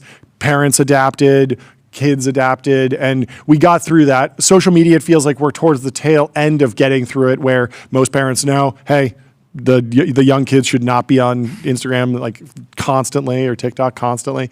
And with AI, we're just starting to understand. But it feels like we'll kind of wind up in the same place, which is like, you might be right, but let me challenge you a little bit on the video game front, because I think that John, you also know my crusade against sports gambling. Robinhood, if you're listening, please don't allow sports betting. But one of the important things around gambling, you also know my crusade against marijuana, is here's the issue with video games, with all of these vices and things that you're talking about.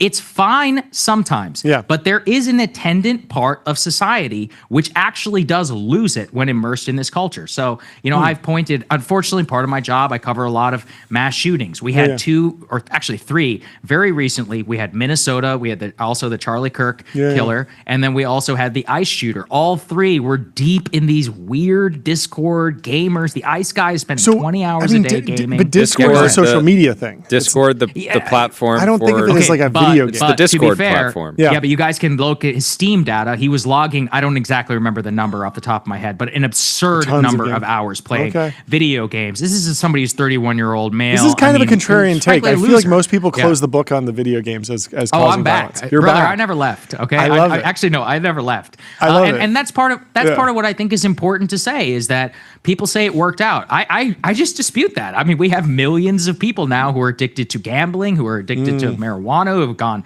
psychotic, people who are wasting their lives in front of these screens. And it's like, did it work out? I mean, yeah, it worked out for the S&P 500. Did it work out for the United States of America? I would say no. I mean, if you put all those things together.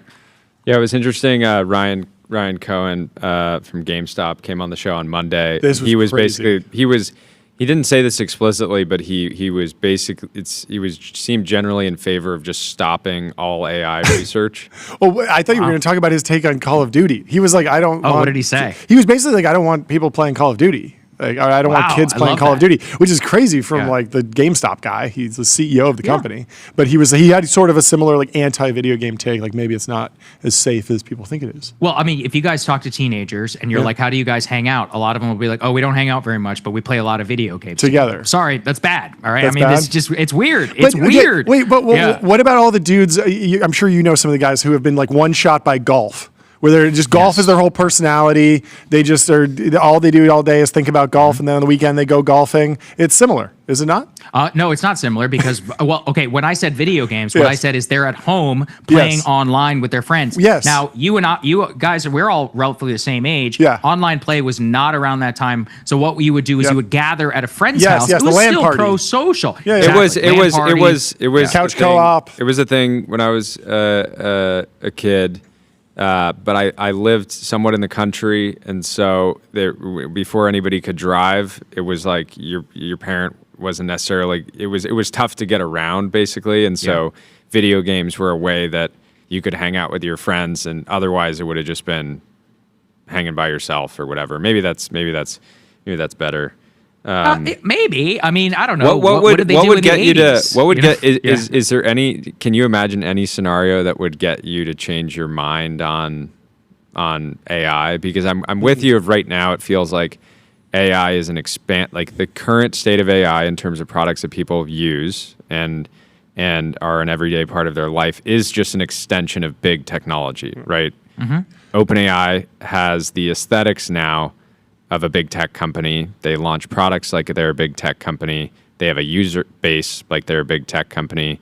They're very young, but that's what they look and feel like. They still have their nonprofit, and they still have a research arm that is working on AGI, but it's hard for people to spend too much time thinking about AGI research when all the launches and the announcements are social media and new web browsers and erotica and things like that.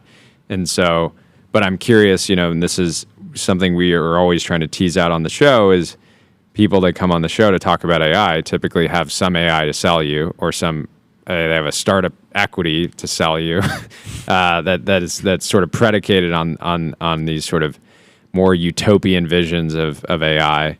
And it's hard to parcel out, right? And so you had the Karpathy interview recently, which was kind of throwing... Fantastic interview. Yeah, and I that didn't necessarily like update my worldview a lot. I think he put a lot of these ideas really well, right? This idea of agents are not the agents that we were promised maybe this year are not here yet, and I think that's okay. But I'm curious what would update your worldview, because it's hard. It's like if we get massive job loss, you're not going to be sitting here like if we get like an Ozempic level drug success that was designed from AI. That probably makes it all worth it, right? I think what John is correct is just show me. Actually show it to me. Stop telling me, because it's creeping me out to talk about UBI and, where everyone's going to be, extremely happy, even though I run the entire world. I mean, listen, I got to put my own cynicism and bias on the table. Like, I'm literally an anti-establishmentarian podcaster. When these guys open their mouths, I'm just like, you're lying. And most of the time that turns out to be true. Yeah. So it's one of those I would take the other side of this argument and say that it is possible that we never get some sort of big binary moment where we're like, oh my God, yes, like it did the thing that we wanted to do, but it's still like net good. I think about it like, the invention of the credit card. It's like it just like speeds up the economy. It takes a little bit of friction out so that the corner store can sell a couple more muffins, and then the person can pay with the digital cash like stored in their bank account, and they don't need to do the check writing, and it sort of puts a couple check writers out of business. But people have new jobs because digital they can do currency more will things. track your CO2 consumption. But there are tons of examples of not like, to put on the tinfoil hat, but do you think it's funny how for basically decades people were so against central bank digital currencies, and now they're like, now everybody's like, I present to you stable coins. they're a little bit different, but they're different, but the potential risks associated with digital 100%. digital money are still there. Yeah, I want to pick up on what John said. Sure. I think it's such an important point, which is I think you are exactly correct. But this is why I react so negatively to the rhetoric. Yeah. And, guys, I mean, sure you have as well. One of my favorite books, .con, by Cassidy. I could go through the list. Michael Lewis has a book on .com. I've read through. I watched a few documentaries. CNN, and you'll never hear me say this, actually has some decent documentaries about the decades. And they have a decent give it up for documentary about the CNN. 1990s. Yes. Shout out to the old CNN.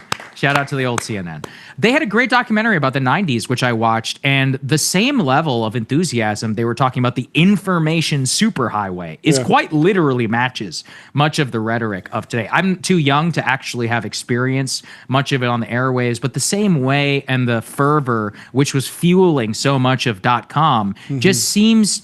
I mean, same thing. Like, ironically, I used ChatGPT just before I came on here because I knew we were going to talk about this. And that's what I was saying. That's what I was saying, though. It's one of those things like Like Yeah. social media, they hate it, but they use it. Yeah.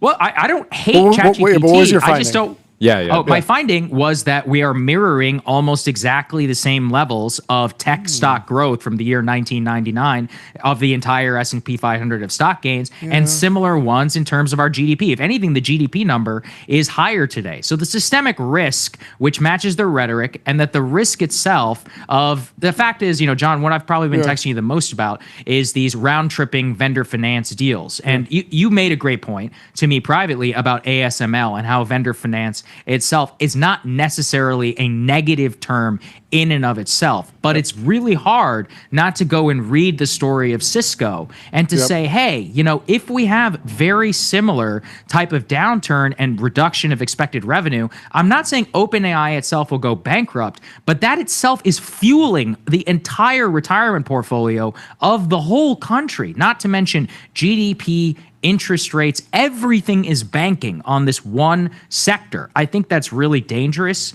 And especially that background article, you guys are going to know a lot more than me, but Sam's story about, going back to Masayoshi-san, which look, no offense to the viewers. I read the WeWork book.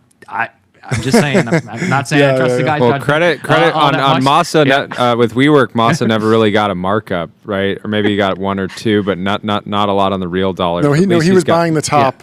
He top ticked it. He top blasted. The dialogue earlier this year was is Masa top blasting OpenAI, and then of course OpenAI is up another 5x 1.5 or something. Listen, I mean, his deal worked out, but it was more just to the extent of it's very similar, kind of Adam Newman-esque to me about like, oh, Sam, you need to go bigger, and that's exactly what encourages him to start doing so many of these deals. I don't begrudge them necessarily to do it, but I really took to heart the too big to fail element of this because I'm thinking about this from a mass societal Just level. say you're not an investor in SoftBank Group Corp. up 100, I am up not. 100, Although, up 173% year to date.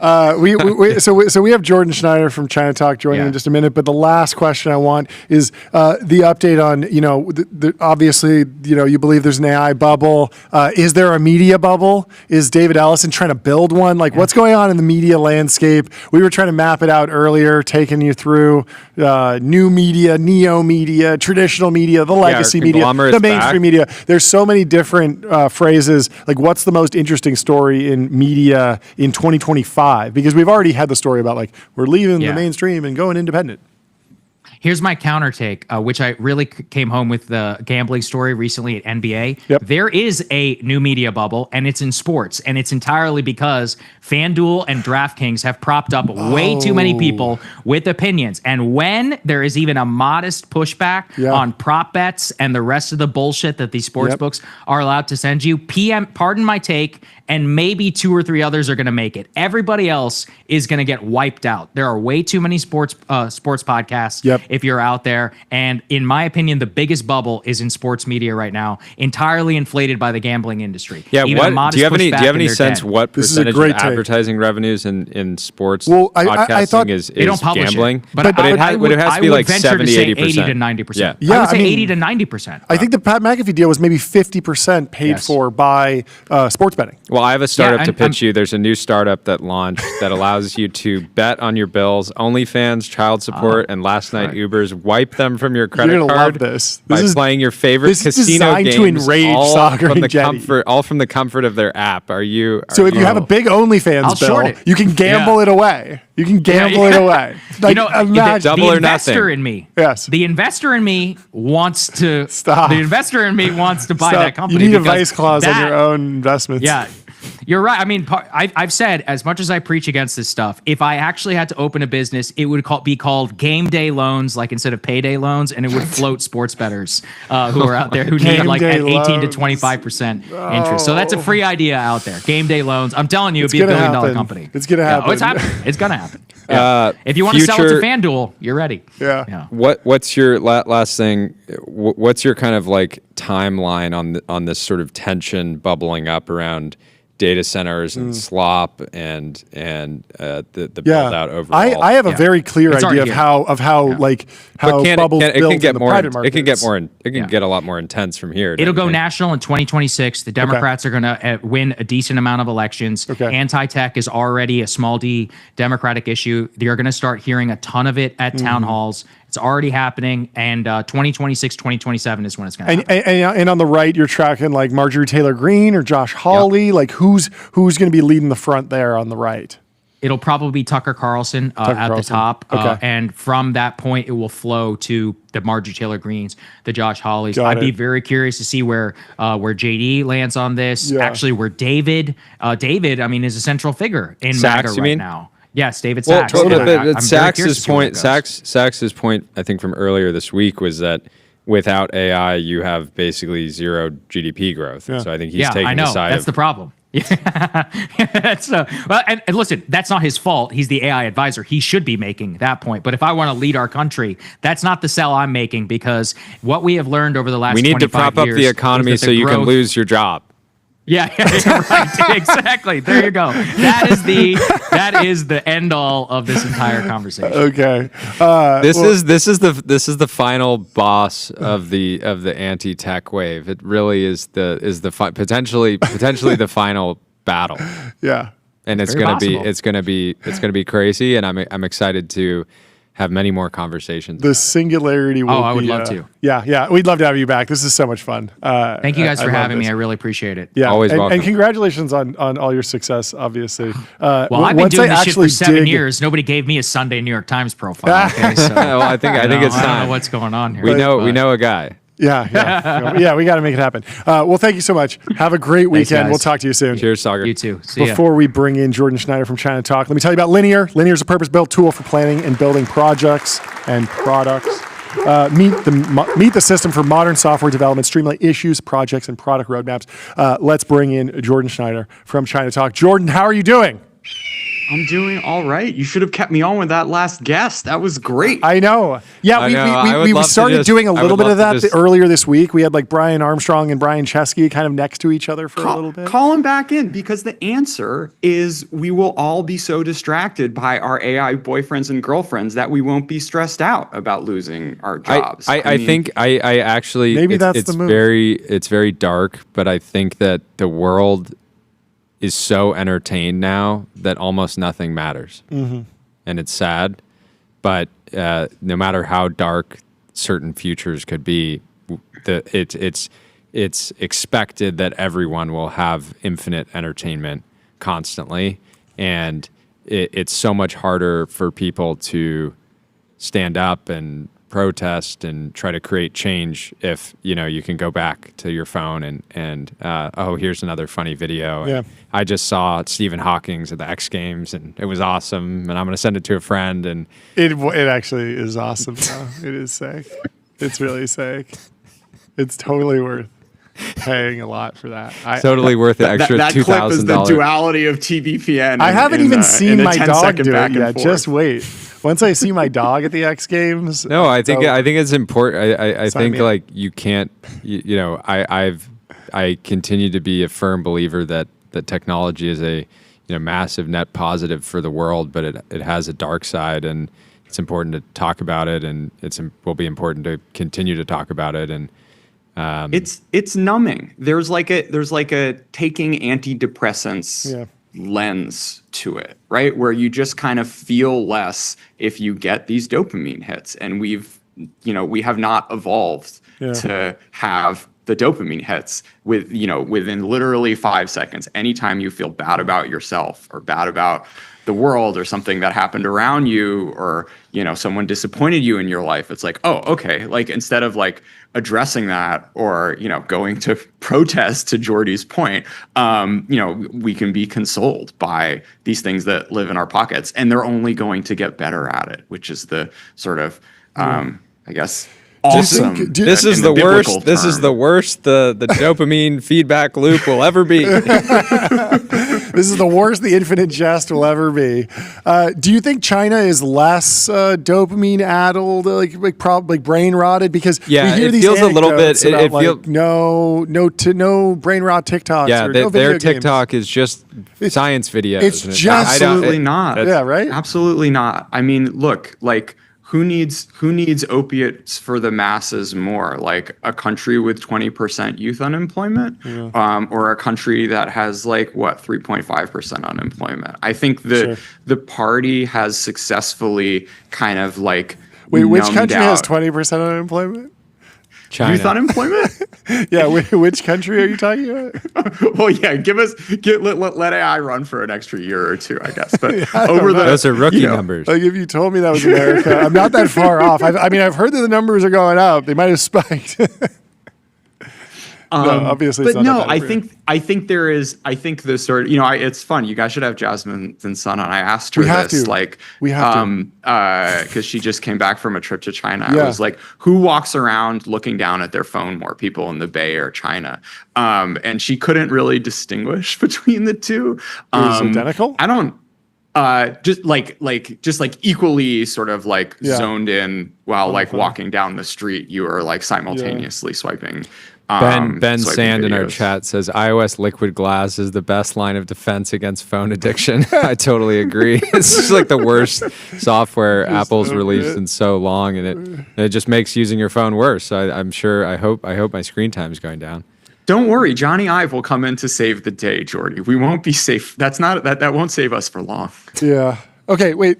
Zoom out. The original reason we wanted to chat was because of it's always fun to have you on the show, but obviously about the rare earth. Like, just give us the high level update on like the trade war. This has been since the entire time, since your very first appearance. Is it real? It's a year. Is it real? Is it even worth like thinking about like what the high level summary is of the status of the debate? Sure. I mean, I think look, we've seen this administration swing from side to side on lots of different things. Yeah. We were yelling at Zelensky in the Oval Office, and now we're finally doing the sanctions that Biden couldn't bring himself to do around oil. We had Trump trying to, doing Liberation Day, taking it off, giving them H-20s. They don't want them. Now we're trying. Now they sort of tried to tighten the grip with the 50% rule from BIS. So sort of Huawei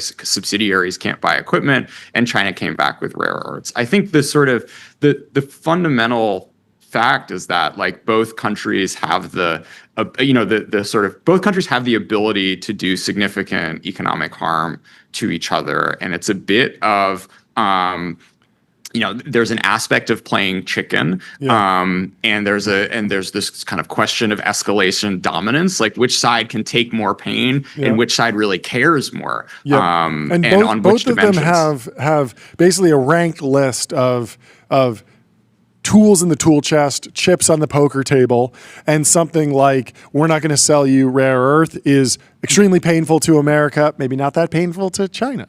And then we're going to tax Happy Meal toys or whatever is maybe, something in the American tool chest and the NVIDIA thing. And is the process that we should think about the lens of this year more thinking about just both sides are trying to actually understand the shape of how painful each tool in the tool chest is, because it feels like we're very much like turning these things on, turning them off to understand, okay, if rare earths are plus 60 points, NVIDIA chips, we thought it was plus 20 points for the US, it's actually plus 5. It feels like we're just trying to like map all these out, and then we will go to the meeting and actually say, okay, what's equal? Is that what's happening? Yeah.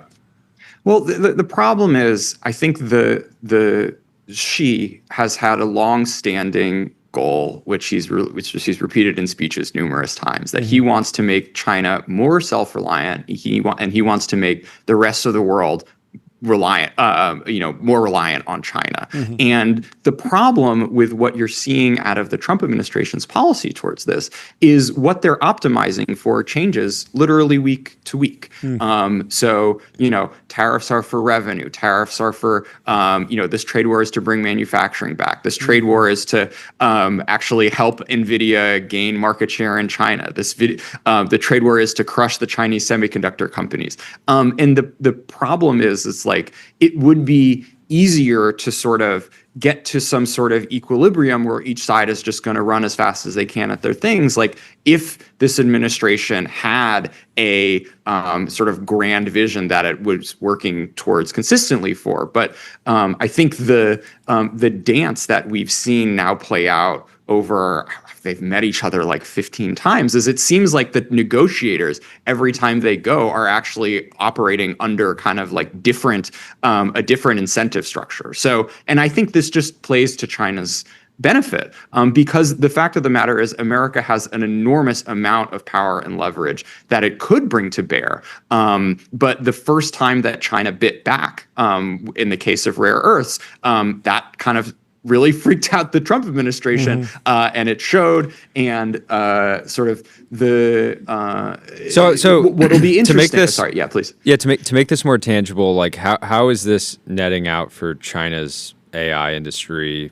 The messaging has been, obviously, you're not going to buy NVIDIA chips. Maybe we'll look the other way on Malaysia and Singapore data centers. We're going to invest as much as possible in catching up to the leading edge in our own, domestic semi industry. We're going to dominate in power, and in 5 to 10 years, like, we're going to be, relatively, in their view, hopefully, relatively equal in terms of like overall computing power. And then I want to get a sense of, like, on the rare earth side, how solvable that is for the U.S. in your view. Well, Chris Miller on China Talk had a good line. Like, we're about to see what's easier to do: build an EUV machine or build a rare earths mining, rare earth mines and refining facilities. So, from the Chinese AI perspective, I do think that their decision to sort of say, we don't even want your H20s is fascinating. On the one hand, it may just be a ploy to get Blackwell, to be like, oh, okay, like, we don't want this, we'll sell you even harder drugs, to use Lutnick's like addiction phrase. But there also may be some sort of information mismatch, because there obviously are lots and lots of sort of Chinese AI labs and hyperscalers who would love to buy NVIDIA chips, but Huawei may have gotten into the ear of the state council saying, yo, like, we got this, don't worry, like, but isn't there also hasn't like Singapore and Malaysia like spiked quite a bit? Like, can that demand not just flow there?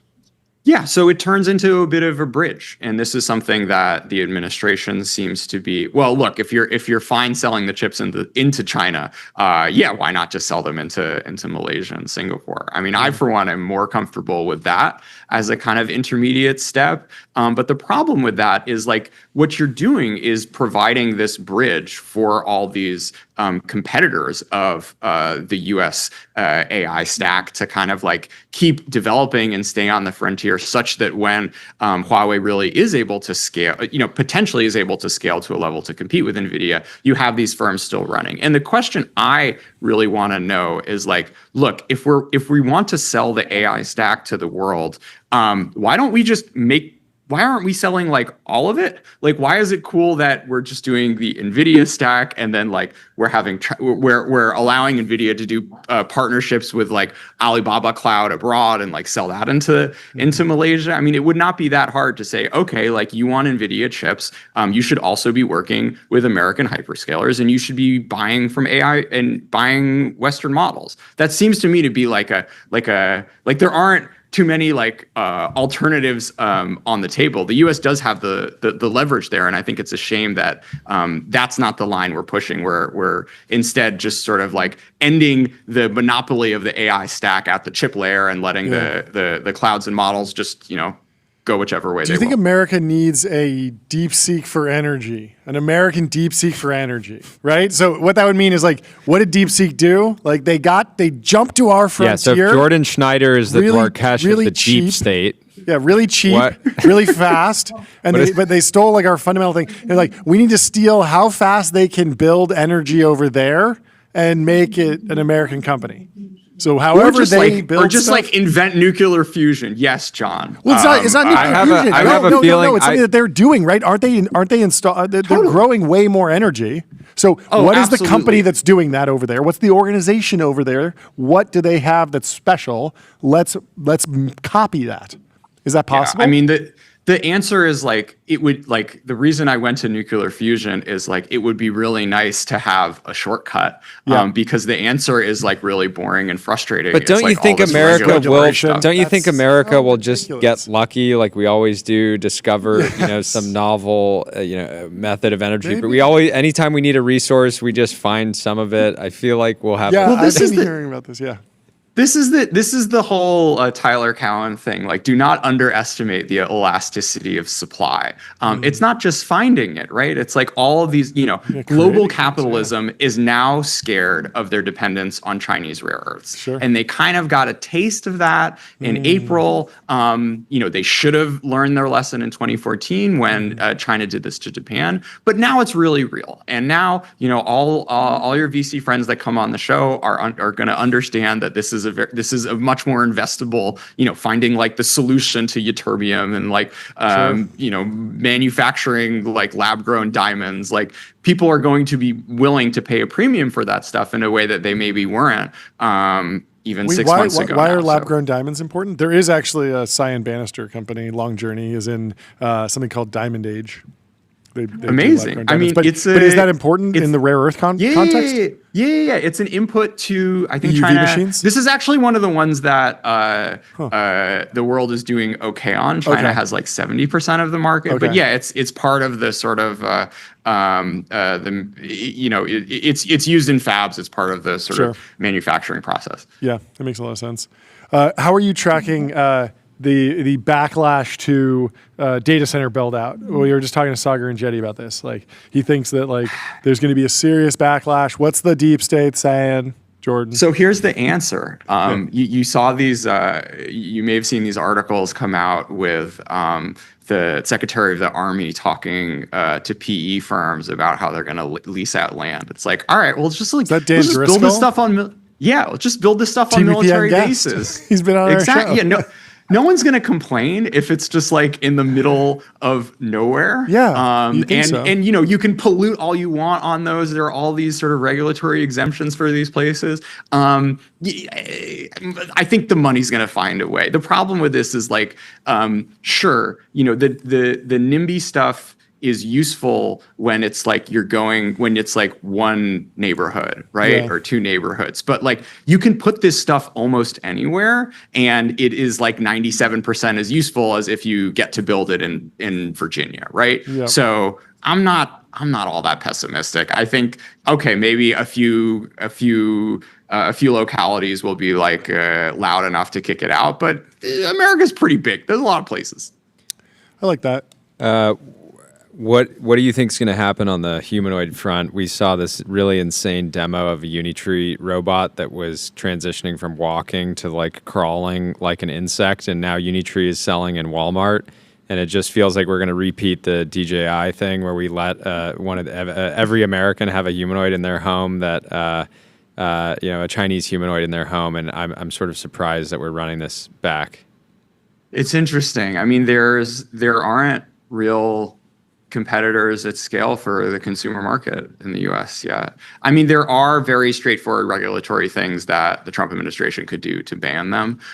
There's also a handful of kind of dependencies that the Chinese robotics ecosystem still has on the US, still has connected to the US. So, a lot of those chips come from TSMC. Like there's a sort of like NVIDIA software layer. Maybe this is something that the Trump administration is thinking about when they're saying, oh, we're going to like ban critical software. So there are things that the US can do to kind of slow down the and I just ecosystem like if they really want to. Humanoids are not. even in Unitree's robots' current form, it's not like they're delivering incredible value to Americans, and by banning them, you're like, reducing, the productivity of businesses or anything like that. And so it feels like maybe in 2 years they're actually providing some value across the economy. And it'll be much harder to go out and say we're going to ban the cheap ones, and you have to buy American. And it just feels, Sure. Well, what's really interesting is like in Ukraine, UGVs are a real thing now. So, a lot of the sort of resupplying infantry that's on the front line is an incredibly dangerous thing. And now they just have these little tracked robots that go back and forth. You've even seen videos of like CASEVAC, so people who are injured that they can't carry out in any other way, being sort of like rolling themselves onto some bed and having a drone drive them out. So I'm with you, Jordy. This stuff, they're kind of cute and fun for now, but we'll get there pretty soon. It's not impossible. Well, yeah, they're cute. all. They're cute, but at the same time, when the humanoid starts crawling across your floor and you realize and your human alarm, you have like a oddly seems way biological more alarm bell trackable going to off me. that says like, this thing looks like it, from all the sci-fi movies I've seen, this thing looks like it wants to kill me. Yeah, it feels way more tractable to me, like self-driving cars, like OCRing text in an image. It feels like something that we can just like chip away at, versus like the novel scientific discovery thing. That feels like very uniquely human, very complex, much further out. This is just like, make the motors work the right ways. It feels very simple. Like, we're not trying to make someone superhuman at moving. Like, it's just do the thing that any human can do, and we have tons of training data for. So what's happening in Chinese markets right now? I don't know, man. I'm just the tech guy. Yeah. I'm gonna pass on that. Let me go back to You should spin up a small venture fund on the side. Then you'd be able to answer that question. Well, the thing that I am spinning up that I want your blessing from actually is, so I've started a new series about war. I think it is actually just Sports Center for War. We've been doing it once a week. The current name is Second Breakfast, but I think WBPN would probably be a better thing. So I don't know what the licensing arrangement is here. Maybe this is a conversation for offline. I love the Second Breakfast concept. I love the topic selection. I would not recommend Sports Center for War because there are just going to be episodes that are sensitive, and it's hard to bring humor and levity to something that's really dark. Yeah, Sports Center is about providing an entertainment layer over existing entertainment, and I'm sure it's been a little dark this week with all of the gambling ring action, but in general, I don't think you want I don't think you want your face across the New York Times being like Jordan Schneider's Schneider, the Sports Center for War guy. It is tricky. I mean, people have pitched us like, oh, are you going to do a trading card for the hostages being released or something in geopolitics and stuff? And it's like, it just feels like that's not our space. And when you recontextualize it, even if it's a positive story, it still feels like, oh, there's real lives at stake versus just money at stake, which is what we talk about, or just points in the imaginary market sports share world.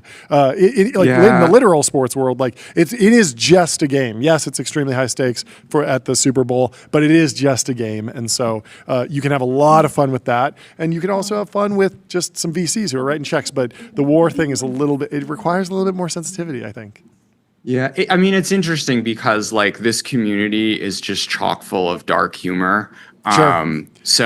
I've told this to a few people, and they just think it's the funniest thing in the world. Yeah, I going back and the forth conversational element of talking about the war history, that makes so much sense. For sure. Yeah. I don't know. But all right, point where taken. can people Thanks for that. where can people check it out? I know it's in the China Talk RSS feed. Do you have to hit Substack? How are people getting into the ecosystem? Yeah, it's just on the China Talk podcast feed for now. Maybe it'll check it end out. up metastasizing. But yes, Second Breakfast if you need more Venezuela content in your life. What is what I've been out of the the loop on what do you think happens with Venezuela over the next month while we're here? You can give a little taster of your new show. Well, there's two paths where, I guess there's three paths they're on. One, he's just bluffing and we're going to move on to something else in a month. But like having this many boats in the Caribbean, sending a carrier makes me feel like it's a little more than that. So then there's path number two, where America fights like a covert war with a cartel. And then there's path number three, where we sort of like kill, exfiltrate, end up intimidating out of the country, sort of Maduro and his like leadership team. And I don't think this administration is necessarily going to be the if you break it, you buy it mindset. So, then I guess the cartel takes over the country. I don't know. It is not clear to me that this has been entirely thought out. It just seems a lot like a Sicario cosplay at like a giant and like really horrific scale. Maybe there's a better idea out there behind all of this. But the sort of head of Southcom, for whom this operation would have been like the crowning achievement, said he was going to retire 1 year into his 3-year tour of duty, which has basically like never happened in the past 40 years or so. So I don't know. It's going to be really messy. The U.S. actually does have like a kind of nice case study in Colombia and what we were able to do to sort of like get bring the like talk and fight the FARC out of existence over the course of the 2010s. So that's the happy story that might manifest. But the thing there is like you were working with the central government. There were only 50 Americans on the ground doing the thing. And like now we're trying to get rid of a cartel that apparently the president is saying is like one and the same with the government itself. So I don't know, big mess. Very far from like pivoting to China, but we'll get there eventually. It's only a matter of time. I know. I think you got to maybe start with updating China talk. Maybe it's just Globe talk, world talk, world talk, World globe, talk. yeah, globe, World talk. Globe radio. No, I think just Jordan Schneider. I don't know. All these. Somebody in the brands chat involved. said Saturday Night Live for human rights violations. So that's what you want to. That's what you want to avoid with your whole Sports Center for War thing. It could then you're be gonna rough. Although maybe if you just Natural own it. I capital. mean, like you listen to Tim Dillon, he's like extremely candid. Anyway, we do have a guest waiting, so thank you so much for coming on the show. Always good. Jordan, always a great good time. to catch up. Let's do it again soon. We'll talk to you later and have a great weekend. Good to see you. See you guys. Cheers. Before we bring in Chase from Crusoe, let me tell you about numeralhq.com. Sales tax and autopilot. Spend less than 5 minutes per month on sales tax compliance. We have Chase Lockmiller from Crusoe in the Reese Room waiting room. Now he's in the TBPN Ultra Dome. Welcome Suited to the up. show. You're looking fantastic. How are you, Chase? Congratulations are in order. Give us the breakdown. What's the news today? Today we are announcing the closing of our Series E round of funding, valuing the company at $10.4 billion. Gong. Another one. 10.4 million. 2 gong hits. I don't know. Fantastic. How are you describing where the company, what you do? It's such a fascinating. Yeah. What exactly do you do? Because you've been doing to somewhat prop of the up the same global thing economy. for a very long time, and yet there's been multiple eras in terms of what the end customer has done. There's been where you sit in the stack, the type of size of project, scale of projects. So, how are you describing the wheelhouse where Crusoe fits? Yeah, I think putting it simply, Crusoe is an AI factory company. So what that means, we're building, these factories that produce intelligence. And this is both a hardware problem and a software problem. And we focus on all of the things ranging from cultivating the energy and helping develop the energy resources needed to power AI infrastructure. We're building out the data centers themselves and redesigning them to fit these large-scale accelerated computing clusters. And then we also built out this whole software platform that operates these large-scale AI factories so that they can actually be effective in producing intelligence, and really enable our generation's greatest minds and entrepreneurs to do their life's work and help build and scale their AI applications to impact people around the world. Is there a superlative that you're chasing in the neo cloud market? Do you want to be the firm that can build bigger than anyone else, or faster than anyone else, or more reliable? I mean, obviously you want to win on everything, but is there something that you're chasing that you think is like the true differentiator? Yeah, I think right now, speed is the biggest focus for the business in terms of being able to move very, very quickly. It's a very dynamic market. But certainly, reliability, scale, cost, all these things really come into play. And ultimately, we want to deliver for our customers what they need, what adds value to them. So, being able to deliver, to our cloud customers the best price performance trade-off for their infrastructure solutions, alongside a reliable, well-managed platform, I think is, ultimately our goal. But I think being able to do that very, very quickly right now is a major advantage, and it's something that's very difficult to replicate when you look at, kind of what we did in Abilene, Texas. In terms of starting from nothing into a large scale AI factory that's managing or that's operating tens of thousands of GPUs at this point, is a very important aspect to bringing this infrastructure to life. So Abilene's is up and running. Yeah, so we announced recently the first phases of the 1.2 gigawatt campus are up and operational today. Operational. That's incredible, because I feel like there was like this whole press cycle about like, it's off track, and it's like this thing was announced like months ago. I expect these things to take years. I don't know. I feel like people aren't taking enough of a victory lap there. Yeah, no, and I think there's been, Stargate's been this like very overloaded term in terms of being this.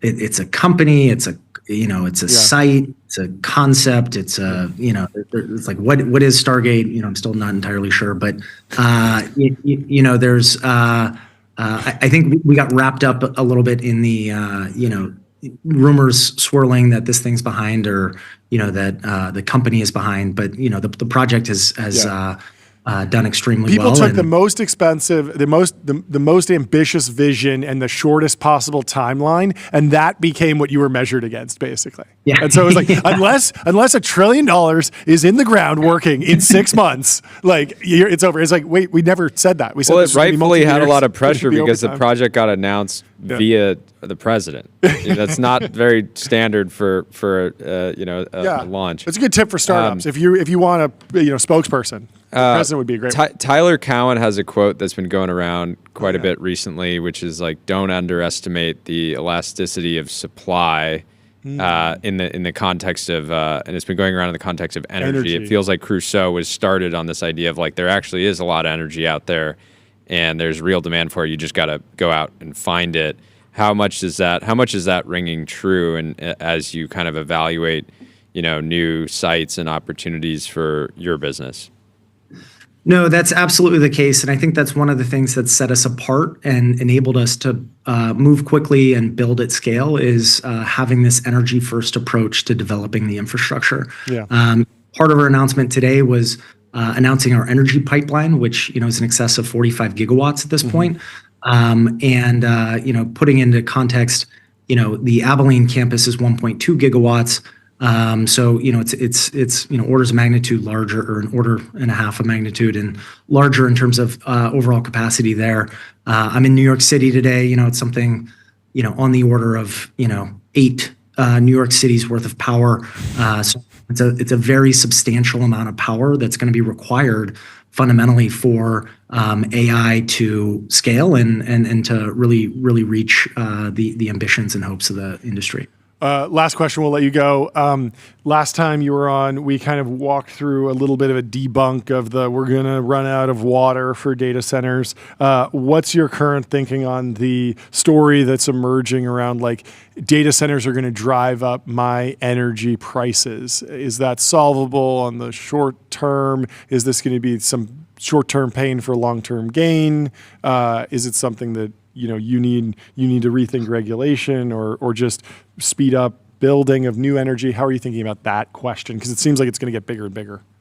Yeah. So I actually found it fascinating. There was a report that came out recently that showed actually in markets with substantial data center investment, the overall cost to ratepayers actually came down, compared to other markets where there was less digital infrastructure being built where prices actually went up substantially. I really see this trend playing out as a whole, because what ends up happening is, the digital infrastructure players, the folks building the data centers, at this point, a lot of the energy market is saturated, and there isn't just a bunch of free power laying around, underutilized, not doing much. There's some of that, but it's becoming more and more scarce, which means that in order to realize all of these ambitions that are taking place in AI, we actually have to build out a lot of net new power. We need to build new power plants. We need to build new creative energy solutions to effectively energize this infrastructure. And when data centers are doing that, they're having to build out power capacity that meets their overall peak demands of the facility.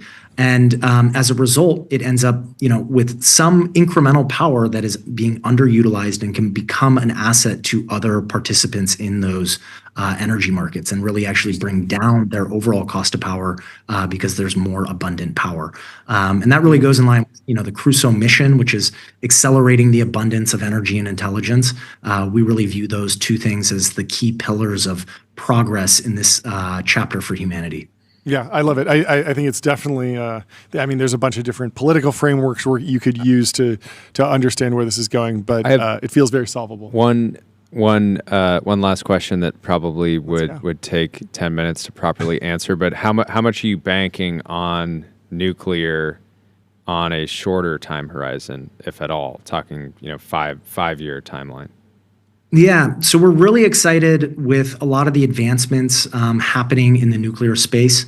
We have a number of partnerships across the SMR ecosystem, including a plan to energize the first SMR-powered AI factory in 2027. That's going to be sort of a smaller scale deployment, but we think will be a great template for us to hopefully scale and bring new nuclear-powered AI infrastructure to life.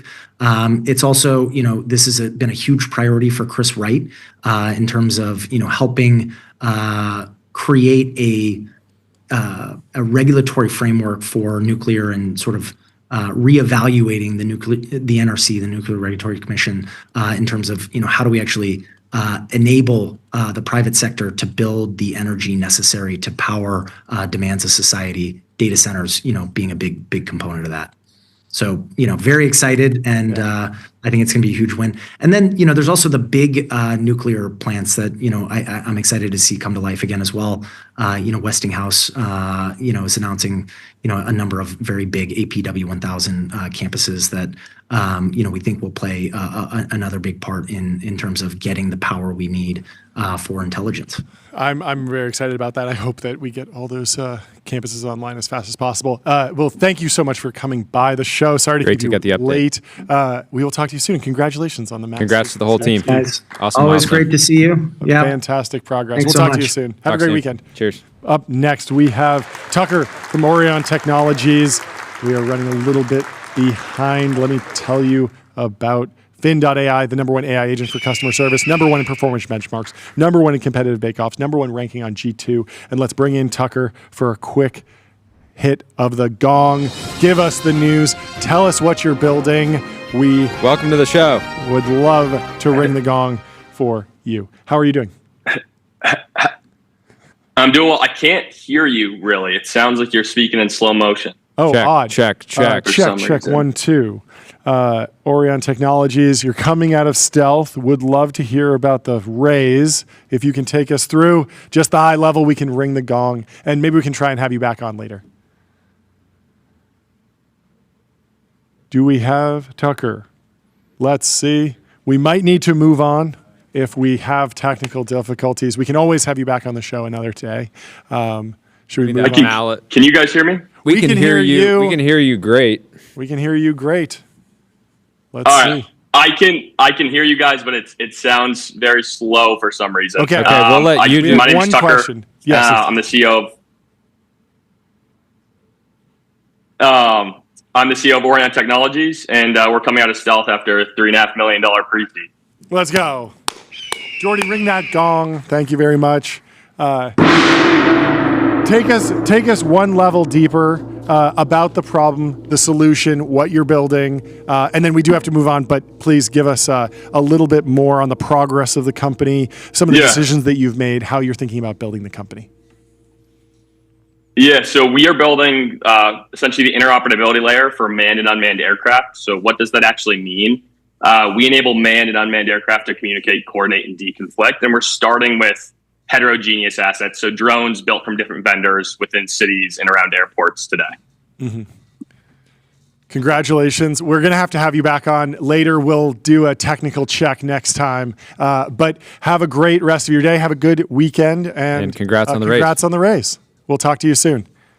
While we bring in our next guest, let me tell you about ADIO, Customer Relationship Magic. ADIO is the AI native CRM that builds, scales, and grows your company to the next level. You can get started for free. New technical difficulty unlocked. We haven't seen that before. We have Catherine from Valthos coming into the TBPN Ultradome. She, I believe, is in the Restream waiting room. Let's bring in Kathleen. Welcome What's back happening? to the show. Welcome back. We had you on the show. And it was a very fun conversation, and there were some things that we could talk about. There were some things that we couldn't talk about. I'm glad that we're here today, and we have plenty to talk about. But please kick us off with an introduction on a little bit more on yourself and the company and what you're announcing today.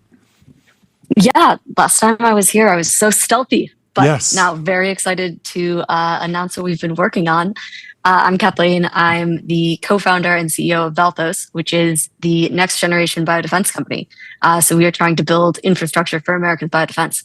Amazing. And when we had you on, there was some wasn't it? There was some story in the news about like some like Chinese scientists that were bringing some type of bioweapon around, or at least working on it. So good to have you back with some more happy news. I'd love to know the state of what are the case studies that you're latching on to. In the early days of Anduril, there was this narrative around the rising power of China and our decrepit military systems. People would talk about the failure of the delays with the F-35 program. Do you have particular case studies and stories that you like to ground the story of your company with? Yeah, absolutely. So when we're talking about biodefense broadly, the big problem is asymmetry. So it is just so much easier, cheaper, and faster to make a pathogen than it is to make any kind of cure. Yeah. And that's just at the heart of everything we're talking about. Yeah. It was true before AI, but what's really changed is how some of these new AI capabilities are magnifying that type of asymmetry. It's two big ways that we're focused on in terms of the case studies you were saying. The first is more about uplift. So it's how many people, how much technical skill set does it take to actually engineer a pathogen? And that's just dropping week over week. So we used to be worried about these sophisticated state-sponsored programs. You can read what our folks in defense are focused on in Russia and North Korea. Now we can talk about a couple students, maybe at the grad level, who have access to a lab, and that's probably going down to one or two as these capabilities expand. So massively different landscape. Yep. The second side is just how potentially lethal can these threats be? So we're getting.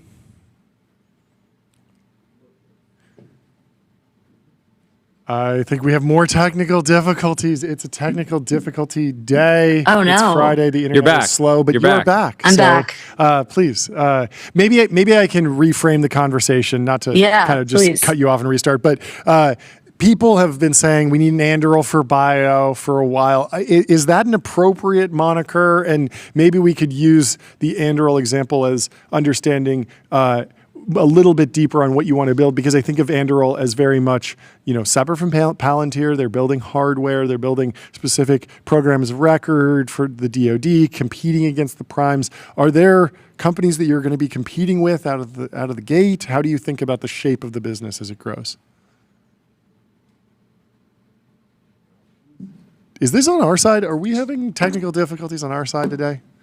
It might be a Zoom thing. Is there a major attack?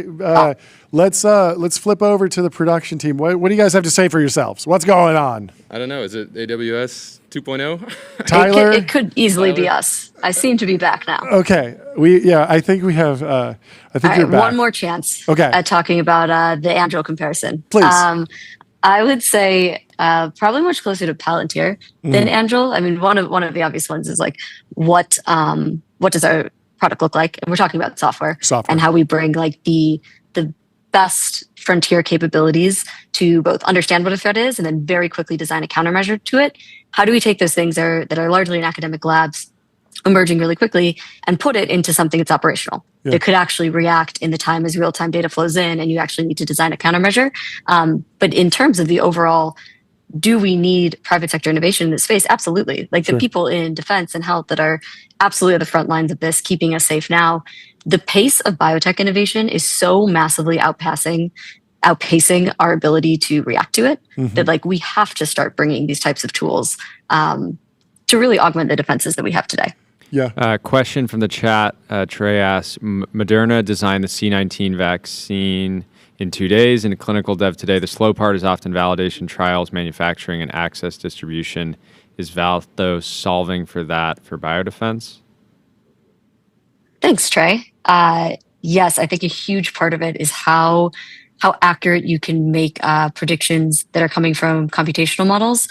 How do those translate into clinical development, translational? Can you actually have a really precise understanding of what these therapeutics look like as soon as you start designing them in silico? So that's a huge part of our focus is as more and more generative methods for countermeasure design come online, how could we help the people that are designing those drugs really quickly understand whether it will be effective against whatever kind of evolution we're seeing in terms of the pathogen landscape. I think on the manufacturing and supply chain side, another massive problem when we think about overall biosecurity for America. It's not the first challenge we're taking on, but it's certainly something we'll partner on in the future.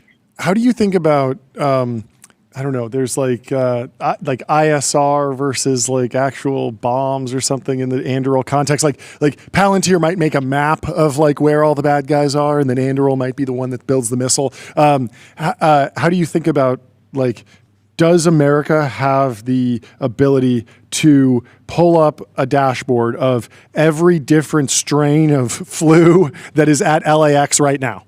Because I know LAX is like a famous petri dish of just like different flus and colds because everyone's traveling from all over. Do we have the ability as a country to actually understand what's going on biologically across the country? Largely, no. It's getting better. I think there's two dimensions to it. So a lot of the innovation we've seen in the last couple of years is focused on, do we even have like the lens? Like, is the data even flowing in of what's circulating in LAX? Or I'm closer to JFK, so that's the one that really hits home that I get worried about. The part that we're focused on and what I think has to be the next step is how do you take those data inputs and make them actionable so you can do something with it? So pathogens aren't static. It's not like there is something today and that's what we need to worry about. It's how is this changing, which means that in 2 weeks, what is the shape of this that we're going to have to hit? So a big part of what we're focused on is trying to understand these are the things that are emerging today. How quickly do we know that there are threats? And then what do we need to change in terms of the countermeasures that we have to be ready for what's ever coming? So really focused, and I think that's where a lot of the Palantir analogy comes in. It's not data for data's sake. It's how do you actually pull that data into the decision-making process so that you can start seeing changes in operations. And that's what we're excited to do. That makes a ton of sense. Give us the fundraising news. What happened? What's coming out of Stealth? Well, we are very proud to announce that we raised $30 million. Congratulations. Incredible. Who are the backers? Bunch of no names, right? You really had to scrape the bottom of the barrel. You had to Great put together partners. a ragtag group of, you could barely call Hey, these guys venture biodefense capitalists. Everyone wants to prevent bioweapons. What can I say? No, it's a murderer's we row. are- You got a bunch of great, a bunch of great Yes. firms in. FF. Who Founders else? Fund, We do. We have Lux. Founders Fund and Lux. They've been with us from the beginning. There you go. And then we just had OpenAI, their startup Fantastic. friend, join in Yeah. to help lead the round. They're like, they have been ringing the alarm on what the risk of some of these new frontier methods are for bio, like way before anyone. And we're super excited to partner with them to try to stop it. Well, congratulations. Incredible. Would love to have you back on the show whenever the next announcement is, whenever the next progress point comes, or Probably whenever, soon. hopefully, we don't have to be giving you a Yeah, call when let's- bad stuff happens. We can just talk about product celebrate. releases and Celebrate these wins. You'll be like a good cornerback in the NFL. We won't hear about you because you will be defending us, and we won't be calling you Oh, when something bad perfect. happens. We'll prevent the headline. Exactly. All right. Thanks a lot, guys. Thanks so Great much. to have a you. great rest of Congrats your to day. the team. Let me tell you about 8sleep.com. I put up a generational run last night, 98. I slept for like 10 hours. It was fantastic. Jordy, how'd you do? Did you 91. 91. How many hours Yeah. did you actually sleep? Let's pull it up while we bring in our next guest. Yeah, I slept 8 hours and 42 minutes. Wow. And I got to the gym. Get a pod I five. got to the gym Before 30, me. at least 30 Oh, minutes before you. yeah, And I my was- drive is twice as long. This whole week so has you been were a mess slacking. for me. You I were was slacking. But our next guest is from NVIDIA. Dion Harris is here. Welcome to the break show. it down for us. How are you doing? And Welcome looking to- incredibly sharp. You look fantastic. Thanks for having me. I didn't want to make you guys look bad, so I even threw on the jacket. Oh, yeah. You Fan of the show, by dressed the down way. a little so bit. Thanks so that's right. much. So great to have you on. And great to meet. Would love to get a little bit of an introduction on yourself and where you sit in NVIDIA. It's not the smallest company in the world. It is, in fact, the largest company in the world. How do you position yourself within the firm? What's top of mind for you today?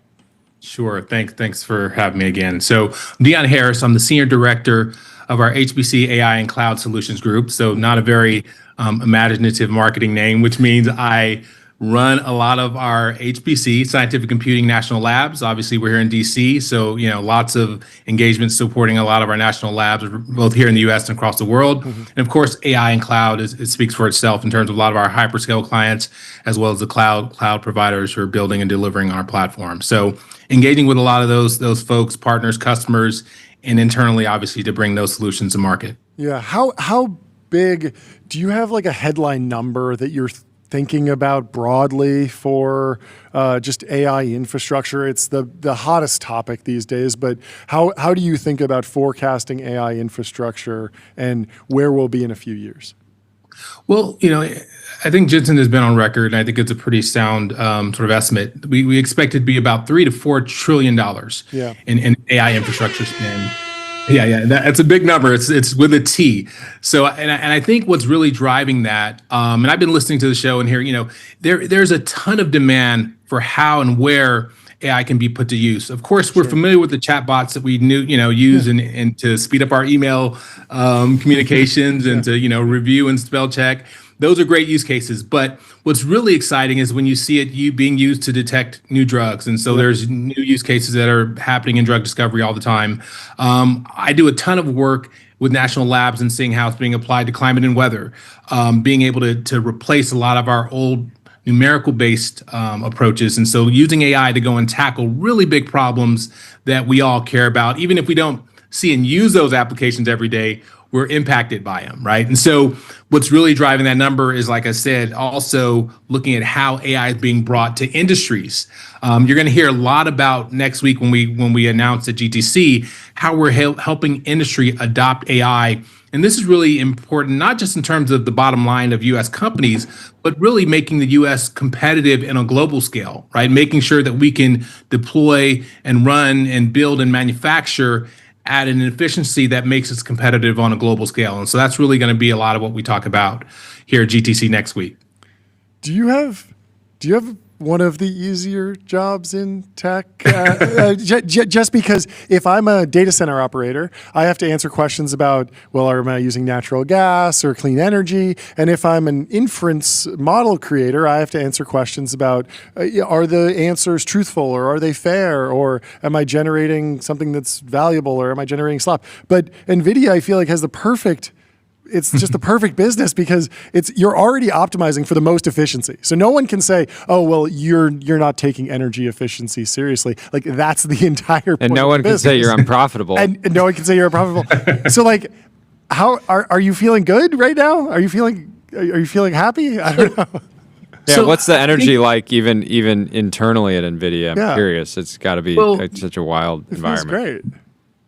It's definitely incredibly crazy right now. But what I would say is just because there's so much interest and excitement around not just AI but accelerated computing. A lot of what we do, we're an accelerated computing company at heart, and there's over $1 trillion of infrastructure that's still moving from CPU to GPUs. In fact, Oracle just last week announced that they're going to be accelerating their classic database. No way. Now most people don't think about databases. That's crazy on GPUs. And they're back-ending every major application. And so, when we think about NVIDIA, obviously accelerated computing is how we've really got started. And now that we're in this era of AI, we're really looking to help power every application across multiple industries. But to answer your question, we wake up thinking about how can we make our platform better? Sure. And how can we make it more efficient? Because that's really at the core of the value for our customers. But we're actually doing a ton of work beyond just our core platforms. In fact, our solutions are shaping and redefining how the data center overall is built. Yeah. And so a lot of the work that we're doing is building solutions and blueprints and reference architectures that help the entire ecosystem get ready for what we're building, which delivers more efficiency at the end state. So again, I think our position is unique in the marketplace in that we totally see and understand all the new models that are being developed and coming to market. We obviously understand what our products are going to be able to do today and going forward. And we therefore are giving lots of insight into all the mechanical, electrical, and plumbing infrastructure providers, the power generation folks. Yeah. How do you the think grid about providers? balancing? We're giving lots of feedback all the way up and down the supply chain. That Oracle database on GPU thing it feels massive to me. It feels like very significant, like immediately, very tangible. Performance benefits. I can imagine. I haven't seen the actual stats, but I imagine it's extremely. It's going to be more efficient or faster. But how do you balance marketing like? Sort of stories like that, stories about the AI build out with stuff that's more futuristic, more further out. There was a lot of debate on the timeline this week about StarCloud. How fast GPUs will be in space, and everyone's saying look, like we love this founder. We're having him on the show actually next week. It's a really exciting project, but I think everyone kind of agrees that this is not going to happen tomorrow. And the rendering, the sci-fi is more of a sci-fi movie that they put out. It shows whole truckloads of GPUs moving around in space. How do you think about balancing that from the NVIDIA brand perspective? Well, from our perspective, we recognize that, like I said, there's a lot of interest and investment, like we talked about, that $3 to $4 trillion that's going to be invested in AI infrastructure. And of course, that infrastructure is going to be deployed, in lots of different areas. Obviously, as we've talked about how a lot of the concentration historically has been around, highly populated, dense areas.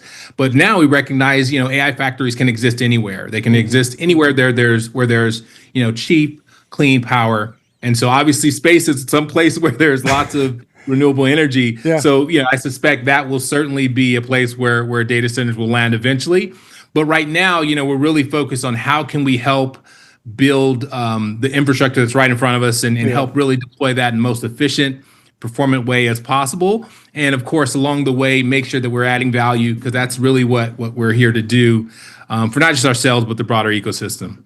You would laugh. We were running the numbers on building a hearth or a wood-powered data center. Our server here at the studio. We think it's surprisingly doable. Like out of like a normal fireplace, we believe you could potentially power 8 H100s and fine-tune GPT OSS however you want it over the course of a day, basically. That's right. We want to be the first NVIDIA customer to be focused on the wood-powered data center. Wood-powered, yes. It's our own part of the market map. It's very cozy to chop firewood and boil water as they did hundreds of years ago. That's right. Well, I'm super excited for GTC next week. Yeah, this is great. Yeah, thank you so much for giving us a little preview. For giving us the preview. And thanks for having having a great me. weekend. We'll talk to you soon. Great hanging. Appreciate it. Thanks a lot. Before we bring in our next guest, let me tell you about public.com investing for those that take it seriously. They got multi-asset investing, industry-leading yields, and they're trusted by millions. Soon billions. I think we might actually have a 1-minute break before our next guest comes in. There's no one in the Restream waiting room, or is there? No, not yet. So give us a post, Jordy Hayes. If someone is smart but has bad aesthetics, normies will not take them seriously. This is good. Aesthetic contains real information. This post is from Defender of Basic.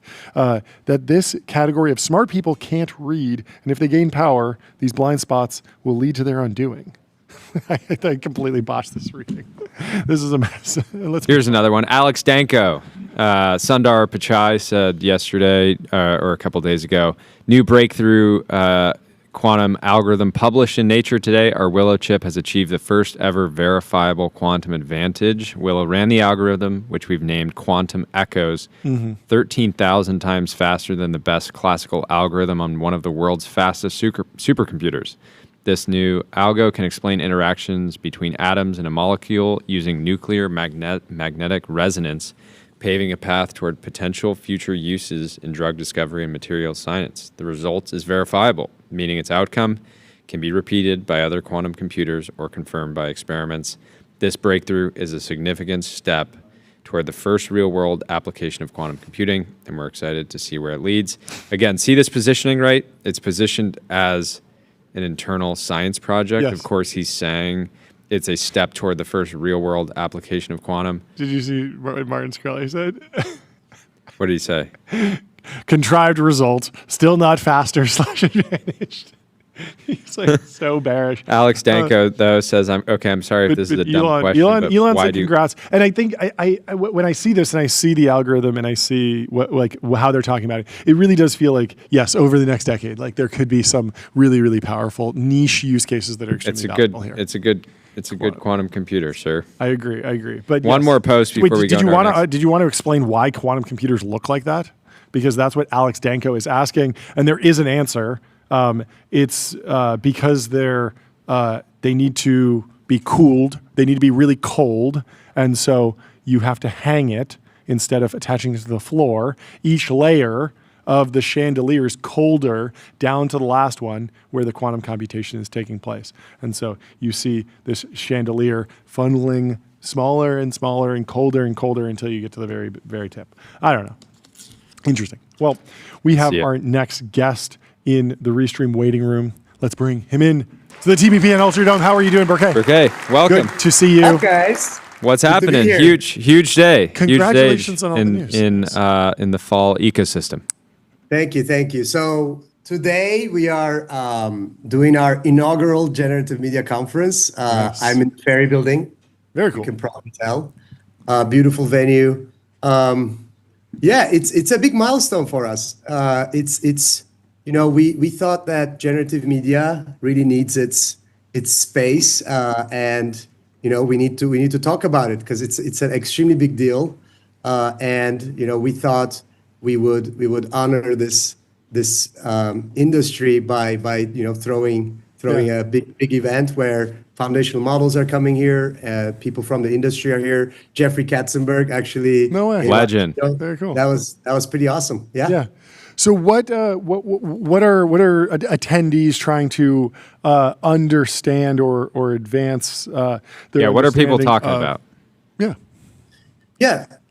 There is this is becoming a full industry, right? Yeah. So there's many kinds of people here. So there's people from foundational model labs. So they're trying to build these models, compete against the big giants, right? And it's a very diverse space. So unlike the language model market where you have a few big winners, here we're seeing like hundreds of companies building models, customizing models, and using their customers are using in production. So there's foundational models, there's people from the industry, so media. We had a talk from an architecture firm that's using generative media in production. Very cool. And like early stage founders and even like some big Hollywood names, like big production studios. Yeah, are people focused now on benchmarks, evals, certain niche capabilities. Like we're starting to see this like kind of refragmentation, I feel like, where Sora can do cameos and VO3 could do audio and certain Crea can do lip syncing well. And there's all these different sub applications where it feels like if you're a buyer of generative media, of tokens or I don't know, frames, I guess, you are really looking for the right tool for the job, and you might have to kind of go through the haystack to find the needle that fits your use case specifically. Is that the general vibe? Yeah, absolutely. I think there's definitely alignment on how these models are getting more specialized. On one hand, there's general models, like I think VO is pretty general, right? Like it can do many things. But on another hand, you need more, and what we're hearing from people is you need more and more specific workflows. Yep. So workflows is a very big topic, and we are now in the like kind of usefulness utility phase of this whole space where like there we go. Let's give it up for utility and usefulness. Love it. So what we're seeing is people are building this tooling, right? So they're building the application layer such that these downstream users from marketing, architecture, gaming, movies, so that like the creatives can start using this technology. Yeah. How's what's your view on how Hollywood has most recently been kind of navigating Gen AI? We've heard from folks in the industry that people are experimenting with it, but they're hesitant to even talk about it too much because they get so much blowback from, we're here down in LA. There's a lot of people that aren't excited about Gen AI for a number of reasons, but how do you see Hollywood navigating this current moment? Yeah, I mean, we're definitely feeling like a shift in the vibes. So they're definitely turning towards the side of like experimentation. I know that there's like a few good projects in the pipeline that are going to come out. I think we're going to see this shift happening towards the end of the year, early next year. And yeah, we see very big players actually embracing this tech. And yeah, it's gonna be somebody in the chat year next year. Somebody in the chat just said you guys should get Hollywood on as a guest. We should. We'll work on that. Another question I had is I don't know how much you can share, but what's Sora 2 adoption been like so far? How quickly are a number of different application layer companies kind of turning it on and burning up the GPUs? Yeah, it's been we don't have like full visibility into Sora's adoption, but from what we know it is a very good model for like a very certain aesthetic, right? Yeah. Like you can probably tell that it is extremely fine-tuned on social content. Yep. So yeah, it is getting amazing adoption, but this space is virtually infinite. Like there's literally all sorts of things you can do. That's why we believe like this. We're just in the beginning, and yeah, it's just a form factor, right? And it's just one kind of model. We think there's gonna be many versions. Totally. Can you walk me but through? my immediate reaction to Sora is like I could see this being used for like very specific. If you wanted to generate UGC style ads, it could probably do a decent job at that. But that same application would also want to generate ads in a bunch of different styles, right? Cinematic styles, things like that. Exactly. And yeah, like don't get me wrong. I think that model, like it's the pre-training versus post-training. Like it's I would speculate that it is really fine-tuned on this like social use case, but that doesn't mean that there is no amazing model in the back of it. So technically they can crank out different things for different use cases. Totally. Yeah. I mean, I could go so much deeper on all this and all the like comparisons of all the models. We'll have to have you back, and because I know you're at your conference and obviously need to get back and meet customers and whatnot. But thank you so much for taking the time to stop Thanks for by having and yeah, chatting. excited to have a bunch more folks on in the next 30 minutes or so. Yeah, this will be great. We'll talk to you soon. Have a Great great to see you. weekend. These guys. Let me tell you about adquick.com. Out-of-home advertising made easy and measurable. Say goodbye to the headaches of out-of-home advertising. Only AdQuick combines technology, out-of-home expertise, and data to enable efficient, seamless ad buying across the globe. Our next guest is Glenn Solomon from Notable. We'll bring him in to the TBPN Ultradome. What's going on? Can you hear me? I cannot hear you. We don't have audio yet. No audio. I'm sure the production team is working on it. I will tell you when I can hear you. So just, I guess, keep chatting, I guess. Still nothing. How we doing, folks? We got nothing. We got nothing coming through. AGI is just days away, and we need AGI to put some resources towards technical difficulties for podcast live streamers. Anyways, I'll kill time. Here's a post yesterday. Okay, sounds good. Okay, I think we got something coming Can you hear through. me? I can hear you. Jordy, great. This is Glenn. It's so great to see you, Glenn. An amazing setup here. Are you? Did you already give a talk? Are you going to give a talk, or are you just? I've been enjoying the amazing talk so far, and I'm excited to talk to you about them. Amazing. Why don't you give a quick intro on yourself and your firm, and then we can get into reactions from the event.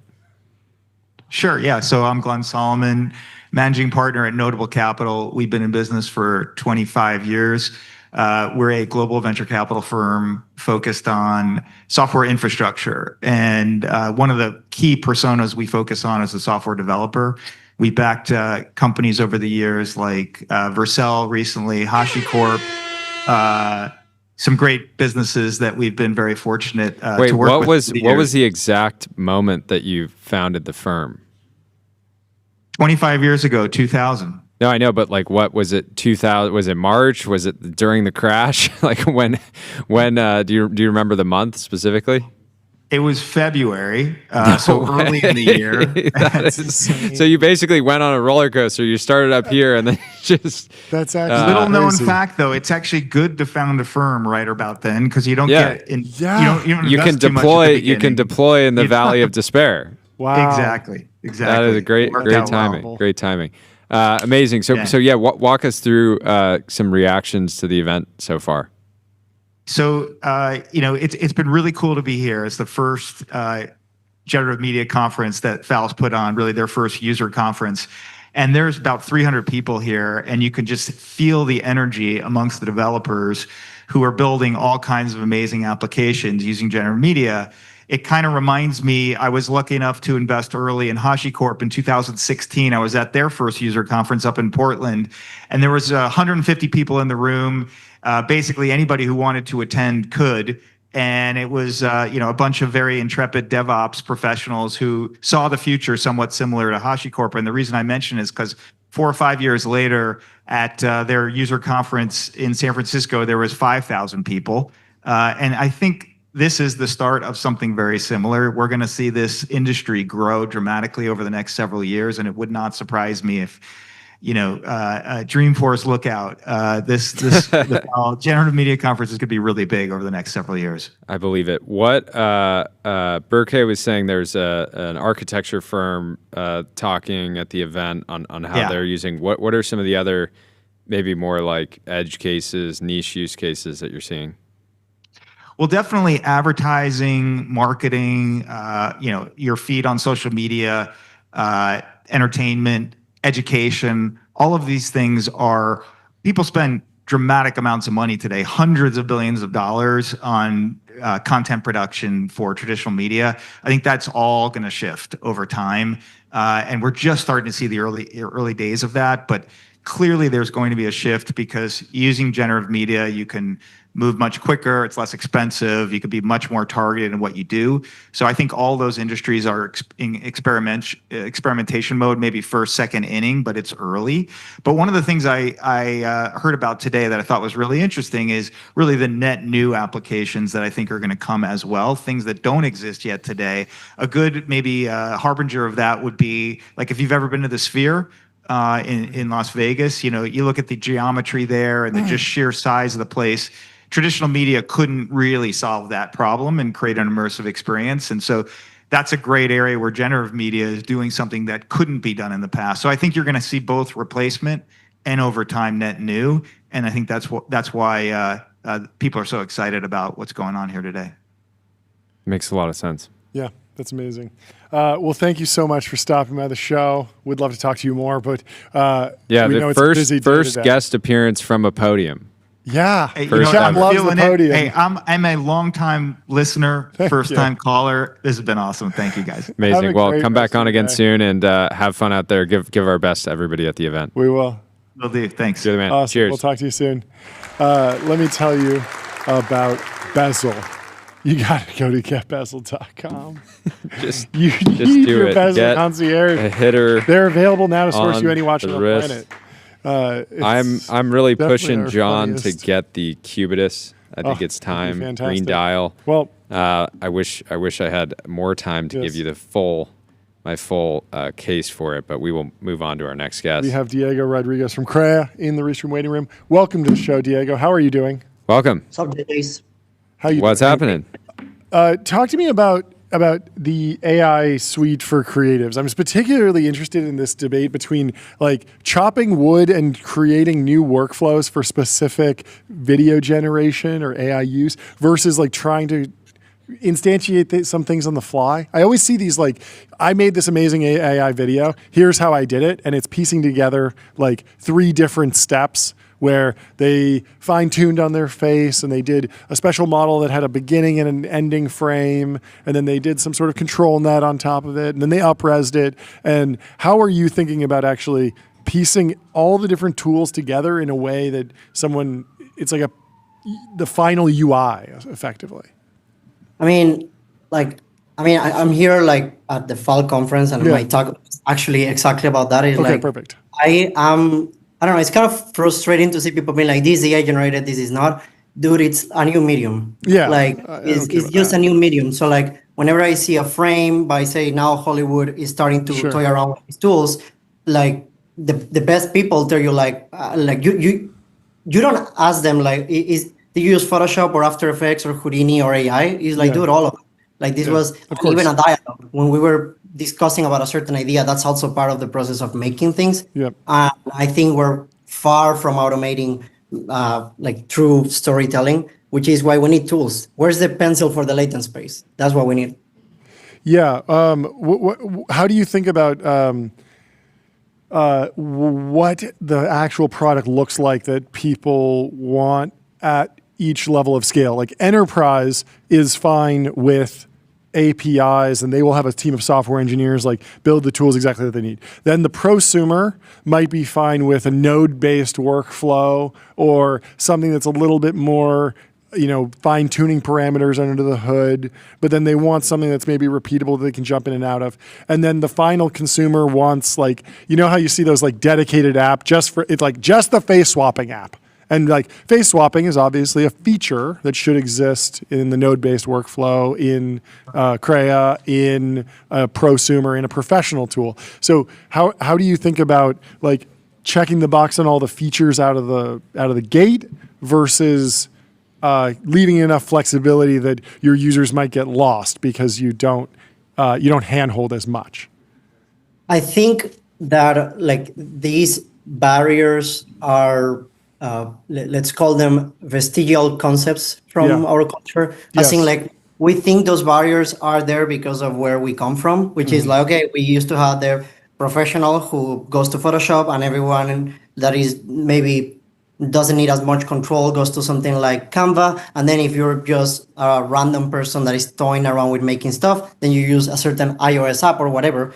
But the reality is that a lot of these barriers used to just be APIs, like a certain plugin or a certain API call or whatever. And with Vibe coding, they are blurring out now. So I actually see consumers who ask me, can you get an API? Because I Vibe coded some things. And then I actually get enterprises being like, oh, your UI is actually one of the best ones. And that's why we are doing these things. So I think that this is a time full of uncertainty. And when you have uncertainty, the only thing that can ground you is first principles. So you have to kind of like go back to Monkey, go back to the beginning, like think about what is truly true and what is just marketing fluff.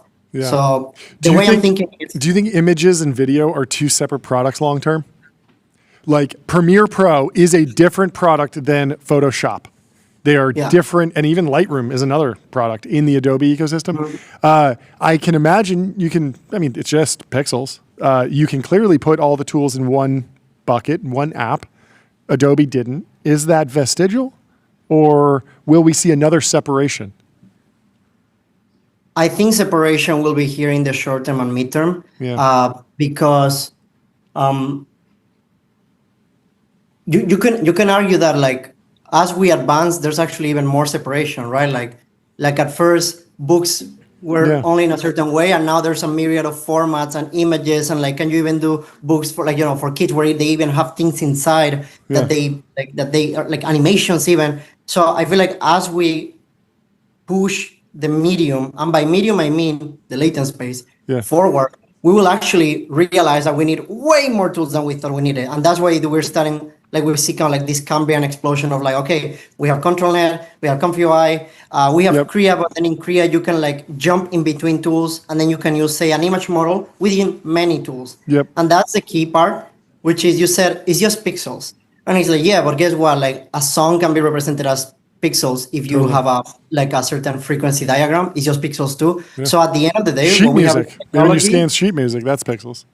Yeah. So what we have at the end of the day is a technology that can understand like information in almost its more distilled form. That technology can move around products, but the products will be different. However, they will all use that same technology. And that's what we're seeing. Node-based tool, image tool, iOS app, all connect to our image model, for instance, with Kriya One or Flux Context or whatever, but it's different applications. Fascinating. We like to hit the gong for guests. Oh, yes. How many users does Kriya have? What's the latest? Give us some number that stats. you're Give us some sharing numbers. What you got? Big numbers. Last time I checked signups, it was like over 30 million. Congratulations. And That's wild. Yeah, and then, but like I'm actually more interested and participating in like the enterprise, because I'm starting to see true business adoption, and that's where it starts to be starts being a fad. Very auspicious gong ringing. I don't know if you can hear it, but the gong is still ringing for you. Something about how I hit it. It's very good. It's a very good omen. A bullish hit. It was very good omen for your company. 30 million. I just want to take a second because we get lost in like the AI boom or whatever. That 30 million is so many. That is such a huge impact to have on a product that you've built. So sincerely, like massive congratulations. That's very, very big. I feel like Sam Altman's out there throwing around trillions and stuff, and we lose track of the fact that 30 million is a lot of users, and congratulations. That's very great. Thank you so much for coming on the show. Have fun at the event. Yep. We'll talk to you soon. Cheers. Have a good one. Up next, we have Justine Moore from A16Z. This is her second time on the show, third time on the show. Dylan in the chat We've says, had her I felt on that for gong a few hit in my times. soul. That gong hit was wild. Justine Moore, can you hear us? We're back on the podium. Hopefully we have audio. Fantastic. Here we go, loud and clear. Welcome back. Here. It's great to be back, guys.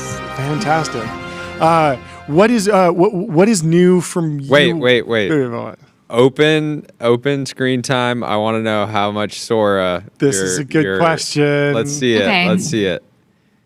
We know she actually, loves guys, slop. this is not going to be super impressive because I mostly use Sora on desktop. Oh, okay.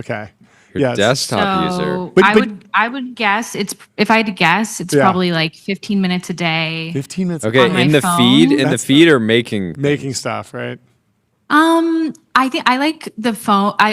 When I do it on the phone, I like to scroll through the feed and see what other people are making. On desktop, there's a lot more controllability with like the storyboard and stuff like that. Yeah. And you can do landscape as well. Oh yeah. Do you feel like you've given Sora the app enough data that you're actually getting fine-tuned recommendations, or are you just seeing the cream of the crop because there isn't enough to give you specific things that you like? Take the temperature on the feed. You know what I'm talking about, right? I think it is not yet enough content to be able to have a very personalized feed for everyone. Yep. But I'm not sure because I haven't seen anyone else's feed. Sure. They might be super different. Yeah, because like if I go on TikTok and I say I like car videos, and you go on TikTok and you say you like boat videos, like pretty quickly, we're both going to just get unlimited cars and no boats and vice versa. Yes. Interesting. How are you thinking about, we were just talking to Crea about this, like winning in the application layer for creativity. Like Sora is a creative tool you can create on desktop with the storyboard. There's this world where we wind up with one app that instantiates UI on the fly, lets you do everything. There's another one where we see even more bifurcation, just like we have Lightroom and Photoshop and Premiere and After Effects. We could wind up with 20 apps for individual little fine-tune a face, up-res over here. How do you think it's going to play out? Yeah, it's a great question. I think, honestly, at the beginning of the wave, we thought maybe there'd be a little bit more concentration than there has been. The market just keeps getting bigger and bigger and bigger, and we keep seeing more specialized apps. I think because these creative AI tools are enabling all of these people who couldn't create content before to make content for the first time. And so that unlocks a bunch of different verticals who weren't using creative tools much before. So my guess is like there'll be some kind of horizontal tooling layers, whether they're for developers, like what the folks at Fall are doing, which is awesome, or for consumers, prosumers. And then I think we're also going to start seeing more vertical specific applications, just like we've seen with LLMs, honestly. Like we've seen a lot of for accounting, for law, for finance. Sure. Different industries and different personas have different use cases and workflows. Yeah, it's interesting. I haven't thought about it that way because when I think of like an AI law firm, I don't think about them as like fine-tuning tokens or like running a specific, but it is very much the same. How are you thinking about the mobile versus desktop divide? You're obviously experiencing it on Sora, but are you seeing a bifurcation where you might actually back a company that's saying, oh, we're going after mobile Gen AI in this particular niche, or we're going desktop? And is that a meaningful designation, or are companies with vibe coding able to kind of go multi-platform on day one? Obviously OpenAI was, but they have a lot of resources. I think sort of the mobile versus desktop speaks a lot to sort of the user persona and use case. What we've seen so far is that stuff that blows up on mobile tends to be consumer products where you don't have to put a ton of work into editing the output, into having super long prompts, things like Sora 2 or like Lensa, if you guys remember, which blew up a couple years ago now to make these like AI profile pictures of you. Lensa was huge. I think like true creative workflows and really detailed editing tend to require bigger screens. We've actually seen more companies start looking at iPad apps too, which is crazy to say. It's not just like 4-year-olds on iPads. It's like real creative professionals because people love to kind of draw on them. And it's a larger screen that enables kind of more knobs and dials. Yeah. What are you seeing on the monetization side for pure AI content creators? I know you track a lot of these accounts. I'm interested to see if some of these, again, like not just a content creator that might use AI here or there, but like a new content creator that only makes AI content, will they monetize via, influencer style marketing? Will they go straight to doing deals with, the Netflixes or other streaming platforms? But I'm curious what you think there. Yeah, it's so early. It's hard to say. I think like how it started was people started growing these sort of AI only accounts and monetizing in the traditional ways, which was like ad revenue or kind of some share of the views you got on your video, things like that on platforms like X and TikTok and Instagram. I've also seen, honestly, a ton of the ways that AI creators monetize is by selling like prompts or courses or teaching other people how to make the same things, just because there's so much demand and most people are not experts at these tools. I think it's going to be really interesting to see like when we start to see more AI native IP or characters that can like appear in a Netflix show or have a song that they release on Spotify and they kind of get a cut of the streaming revenue. We've already started to see some of that, like that AI actress. And we've seen some in music too, especially in Asia, but I think we're just at the very early stages of that. Yeah. That makes sense. Are you losing the ability to actually define a particular AI virality moment. Like the Lenza era was definitely a thing. Everyone had the magic avatars. The Studio Ghibli moment was a moment. Then maybe it was like the Sam Altman stealing GPUs era with Sora, but I feel like we're just now in like the Sora moment, and maybe it just becomes an era. But and the Italian brain rot, like are we accelerating? Are you feeling acceleration where you can't even track all the memes because they just happen so fast? Yes, I used to keep basically the spreadsheet where I tracked like the number of impressions as far as I could guess from like certain trends or launches or announcements or things that would happen. And I gave up on it probably like 6 or so months ago because there were so many things happening at once. It was like Nano Banana and VO3 and Sora and like 2 new Chinese models that were amazing, and like the World Labs launch, like there were just 20 things happening like every day. And I think the interesting thing about that too is like different people are excited by different things. Like sometimes I talk to people who are really deep in AI creativity, but they're really into one part of it, and so they don't even know about the other launches because it's so hard to keep up with everything right now. What was the Nano Banana? They're using the Meta Vibes app too much. They can't. I'm sorry, I don't have time for anything else. What was the Nano Banana like viral like moment or driver? Like what was the canonical like thing that you would prompt that Nano Banana did so well that made it really popular? I mean, the interesting thing about Nano Banana was I think it wasn't just one prompt. Yeah. It was a series of them. There was like the Polaroids, putting yourself in a different era. And then there was making yourself an action figure. And then one I've been following this week on TikTok is like college kids are making videos of them like hugging their younger selves from an image that they create. Yeah, like with them and their younger self on Nano Banana. What do you like, think of that?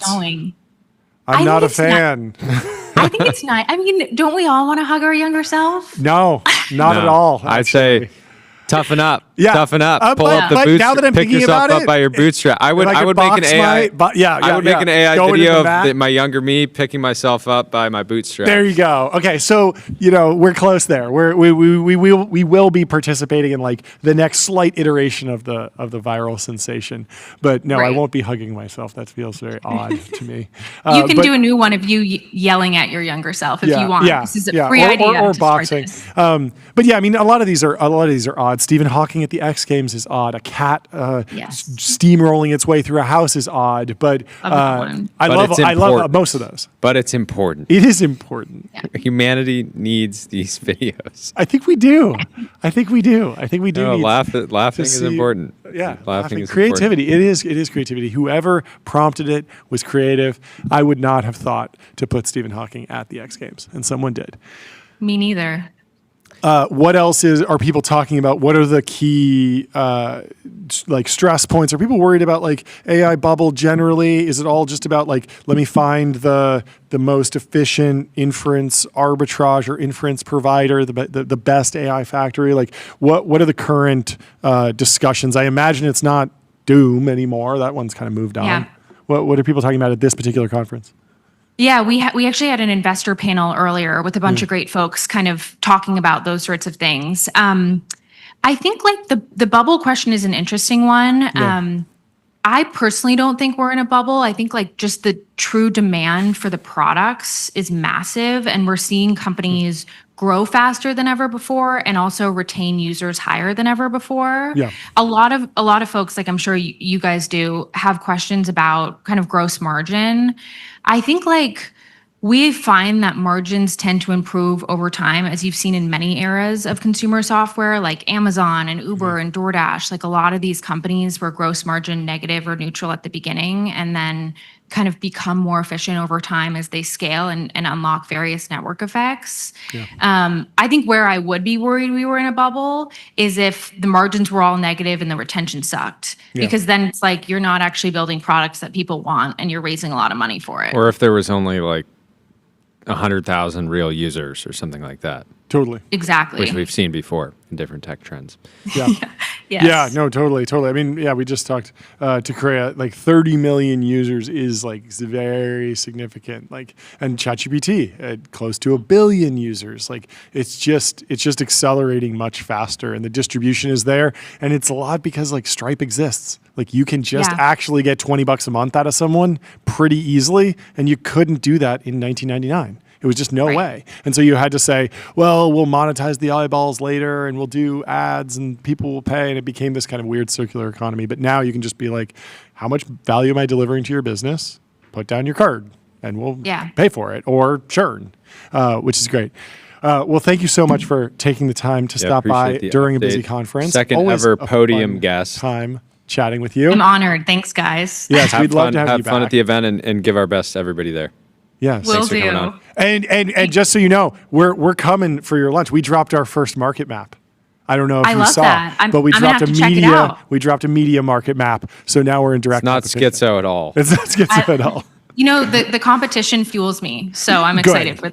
Yeah, fire back. Fantastic. Fire back. Yeah, with your response. with your own market map. Yeah, This is like a rap battle for people. It's a map battle. That It's a map. are A rap too battle that heavily- like 5 people are interested in. Yes, a rap battle for people who know how to read a term sheet or something.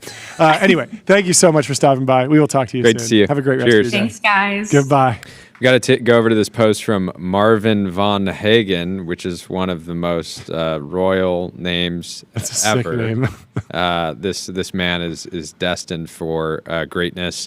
He quoted the essay that I published yesterday, and just with 2 excerpts from my piece, he said, the Interaction Company of California has managed to really break through the noise and deliver a truly novel consumer AI product experience. ... Nothing important. Don't worry about it. Poke.com itself is a fantastic domain and a name for their business and audience. So he just skipped over, of course, the there's like a little part bit of where criticism in there or something? No, yeah, I was criticizing the general sort of like naming convention, but this was an absolutely perfect response, and I really want to have Marvin on the show. So Marvin, let's get you on the schedule next week. This is This is the nature. This was like working with media. chef's kiss. Yeah. A perfect response. What's going on here? Austin says you should never use an M dash in your writing anymore. You will be 100% be accused of using AI, especially if it's on social. That is true. I actually recently, like today, in the newsletter, I used just a minus sign instead of an M dash, and Brandon was like, "Certainly, we can use the M dash here. Like you intended to use an M dash," and I was like, "No, we're using the minus sign. We're using the wrong thing because I don't want to deal with it's an M dash. You used AI or whatever." So I have completely sacrificed it. But what does Alyssa Pumpkin Queen She say? says that's what the dropping the M dash. That's what the clankers want you to do. Surrender the M dash. But by the grace of God, we will outmaneuver the clankers, sink our hands into their motherboards, and remind them what mankind can do. Let the clanker hold their position. We won't. We won't. So good. By the way, the chat wants us to do a conference. Yes. And Ben Sand says, I'd go to the conference, but we needed a TBPN cruise. I'm not joking. We've talked about getting a yacht to park in the San Francisco Bay and do a conference there. So I would like to pull that off at some point. And the chat will be the first to know. Ohio has a new bill that goes far beyond clanker marriage. far beyond banning human AI marriage. The measure would define AI systems as non-sentient entities, strip them of any claim to legal personhood, forbid them from owning property, holding financial accounts, controlling IP, or acting as company directors. So it's basically game on if we get a humanoid. Like it has no rights in Ohio. So if we take it to Ohio, like the Unitree is going to be sitting there being like, "Hey guys, why are we going to Ohio?" I'd love to stay in a different state because I would hate for you to like destroy me and then face no legal consequences because I have no rights in Ohio. Yeah, this Ohio clearly hasn't read Less Wrong. It's not familiar with Rocco's Basilisk. Ohio might be the first place that the clankers descend on, and Skynet goes on. Yeah, really they takes really over. put themselves in the crosshair, the clanker crosshair. On the aggressiveness. Daniel Tenrero has Before we read this, let me tell you about Wander.com. Find your happy place. Book a Wander with inspiring reviews. Hotel grade amenities, dreamy beds, top tier cleaning, 24/7 concierge service. It's a vacation home, but better. What did Daniel say? He says, finally some good news, which is that hedge fund assets hit $5 trillion with most inflows since before the financial crisis. Great hit, John. Assets in the global hedge fund industry have surged to a record $5 trillion as investors poured money into alternatives and funds posted solid gains. Our gong is gifted today. You hear this, right? It's still going. It's still going. Still going. Is it Hedge me or funds is it saw the net gong? inflows of nearly $34 billion in the first 3 months through September, with total returns across all strategies averaging 5.4% over the quarter. So underperforming the average terminally online Zoomer that is just massively levered into the Mag 7. Yeah. But still not so bad as a whole. Cryptocurrency hedge funds posted solid double-digit gains in the third quarter, recovering from sharp losses in early 2025 to bring year-to-date performance to 6.7%. So, Can we play this clip of? It's probably too long to react to. Buco Jack Capital, Dorsey. the legend, says, "I'm always so confused when Tesla goes down on earnings, as the business performance is completely irrelevant to the price of the stock." They put up over $1.4 billion, I think, of free cash flow as a $1 trillion company. So that's good. They beat earnings. Yes. The stock went down? Is that what No, happened? no. I think they missed earnings and the stock went up? I don't know. I agree No, with he's you. saying they missed, but Okay. and the stock traded down, and he's like, why is it trading down? It shouldn't even matter. be It connected. shouldn't even matter. Never bet against Let's Elon. skip the Dorsey reaction. We got to get out of here. It's Friday. We got to start our weekend. Apparently, the sale of TikTok was a pawn sacrifice to open up the diplomatic chessboard. And Rune says it's pretty bad that Xi Jinping models TikTok as spiritual opium and feels okay selling it to the West in a revenge opium war setup. For Trump, facing the sale of the high-profile app was a populist victory framed around national security. For Xi Jinping, however, the app was a low-cost bargaining chip. He had privately dismissed it as spiritual opium, according to the people close to Beijing, and viewed it as easy sacrifice to secure the continued dialogue on China that China needed. That makes a ton of sense. In It is more important geopolitical news, Justin Bieber is on Twitch. Michael Siebel says, almost 19 years after we got started, we finally got Bieber. So never give up. And this was, I think, my favorite post of the week. It's now been deleted. I won't read the user's name, but I think it's funny. It was a post that said, "I honestly don't care if I get fired. I was part of the illegal gambling ring with Chauncey Billups and Terry Rozier. My name is Andy Jassy, and I work at Amazon." So these like fake framing someone who did something is so shareholders. so funny. Shareholders are. I didn't realize that like there was a retail army for Andy Jassy that cared about Andy Jassy and Amazon. Yeah, it's tough when your stock goes up 20% year to date, and people are still like calling for you to be fired. Yeah. But I think that's a good place to call it. We've had a fantastic. No, you know where we're gonna call it? Show. Where are we gonna call it? We're gonna call it with Gabe over at Sora. Okay. Sora was yes. dethroned in the App Store by Dave's Hot Chicken. Play the wah wah. And Poor Sora. and an eagle sound effect for Dave because something their team I think is just really cracked because I don't think this is the first time they've like charted number one. I think most people think that the Dave's Hot Chicken team is like one notch above the OpenAI team in terms of just product design, growth. Yeah, just retention, IQ and strategy, AI research. Yeah, these types of things. I think most people think it's sort of like a hotbed of the best talent in the world.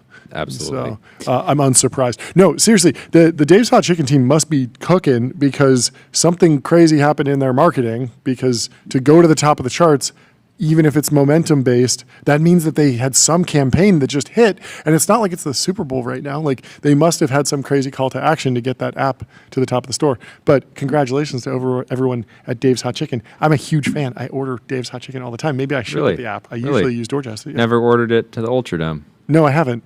But more of a weekend thing. More of a weekend thing.